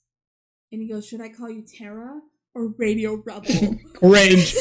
Great line. She says, you can call me either. Because they're both me. Cringe. Oh, so cringe. And then they do a cheek kiss, A cheek which is so kiss. lame when we already got a full-on lip kiss from the enemy. We Yeah, did. that's true. And just a throwaway scene. Yeah. And then they all start dancing, and the final shot is them doing like a dance up towards the camera. They all look at the camera. All It's of the so characters have awkward. speaking And then lines. freeze frame. Freeze frame. Including Yeah. Larry, who's weirdly like in the center. Larry's there. like, Cammy "Ah." Q is also dancing with them. A Even though little she's weird. an adult. You're an adult. And that's Radio Rebel. What's That's everyone's Radio thoughts? Rebel. This is the cringiest DCOM. I don't think As it's a whole. necessarily the quote cringiest. I think it's the best cringy. Like, if you want to watch something to cringe, this is what you watch because it's not going to make you cringe in pain or embarrassment the way it will make you cringe in embarrassment. It won't make you cringe in offensive. Yeah. You won't get offended by this movie. You know, Frenemies is pretty cringy too. Yeah. Now that I think about it. It's But- just like, it's both cringe and free. Yeah. Did it live up to your hype of your memory, Marji? No. It was better when you were drunk. Yeah. You didn't remember it. I don't remember like anything that happened. So our final Jank House ranking for this was 66, though pretty in the middle. I remember arguing against it a lot. Really? It was 62nd on my list and on mine. Kelsey's list. Oh. So we both thought it We was agree. slightly better, but pretty much the equal there. same. And honestly, my opinion right now, I don't think it's changed. Yeah, we both have it in C tier, which I think is accurate. Like, It I was don't watchable. think it belongs in B tier. Like, that's too high. But again, like C tier, like it's right in the middle. It's cringy. It's fun to make fun of. It has no good qualities to it. So that's where we're at. Radio Rebel. Radio Rebel. I'm Radio Rebel. I'm Radio Rebel. I'm Radio This Rebel. one has gained a lot of traction as of late about people just kind of rewatching it and talking about how cringy it is. Again, I didn't think it had much of a moment when it came out. Apparently in Duluth it did. Yeah. Okay. Yeah, everyone loved it. It was a big deal. I tried to dress like her, probably a little bit layers, spaghetti straps, but over a different over a shirt. Yeah, that was big on Disney cheetah Channel. print leggings. Heck yeah, that's very cheetah girls of you. Yeah, a few shout outs to that. Bright purple pants. Nice. It was not a good look. Jeggings, actually. Yeah. Hell yeah. So, very 2012 overall. Yeah. It felt, maybe that makes it a little bit higher because it truly felt like relevant. Accurate. Yeah. Quick thank you, Marji, for joining us for this. This was a fun time having it. Is there anything you would like to promote or share or shout out? No. Okay. I don't really have social media, but shout out to the DCOM Duo podcast. Heck yeah. Hell yeah. You can watch this on TikTok, the DCOM Duo on TikTok. I make little shorts. I've been recently putting them on YouTube as well as YouTube Shorts, so you can check that out. I'm gonna look that up. Yeah. Oh yeah. If you're on YouTube. Yeah. It's like cut down version of the TikToks because I make some of them too long. They can only be a minute on YouTube. But yeah. Hell yeah. Beyond that, I think it's time to roll for our next DCOM. We also have to make predictions of what the next movie is going to be. We always put down $1. If you get it right, you get $1. Yeah. Oh, okay. So. My pick's going to be Under Wraps, the new version. Crazy. I'm going to pick Den Brother. Ooh, I'd enjoy doing some Den Brother. Oh, what's Johnny Tsunami? There you go. There you go. All right. Spinning the wheel. Oh no. Well, it rolled on Xenon Z3, which I believe means, since we haven't done any of the Xenons, we have to do Xenon Girl of the 21st Century. Xenon Girl of the 21st Century. Yeah. All right. That's what we're doing. What a DCOM. That's a big one. This is a big one. A lot of people, like, especially 90s kids, are like, oh my god, Xenon is so good. I didn't have it in my childhood. We'll talk about it when we get to Xenon. Yeah. Yeah. But it's like, a lot of people like this one. It's like, it's one of the most iconic old ones. If Xenon didn't exist, this podcast wouldn't exist. I guess. I feel more strongly about that than any other DCOM. Dang. Not even. And I'll explain it there. Papa's Best Sauce is close. All right. So tune in 2 weeks for Xenon, Girl of the 21st Century. See ya. Goodbye. Bye.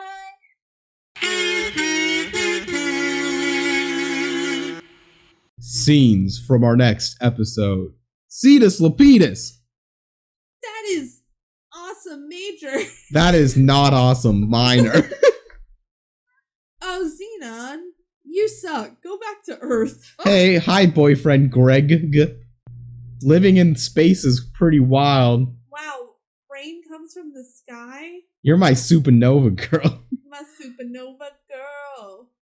Boom, boom, boom. Nimahako. Boom, boom. I did it wrong. Zoom, zoom, zoom. Nimahako. Boom, boom, my supernova girl. Raven Simone. Oh my god, I hope she's in the second one. Oh my god, I hope Xenon's in Johnny Tsunami. Okay, bye.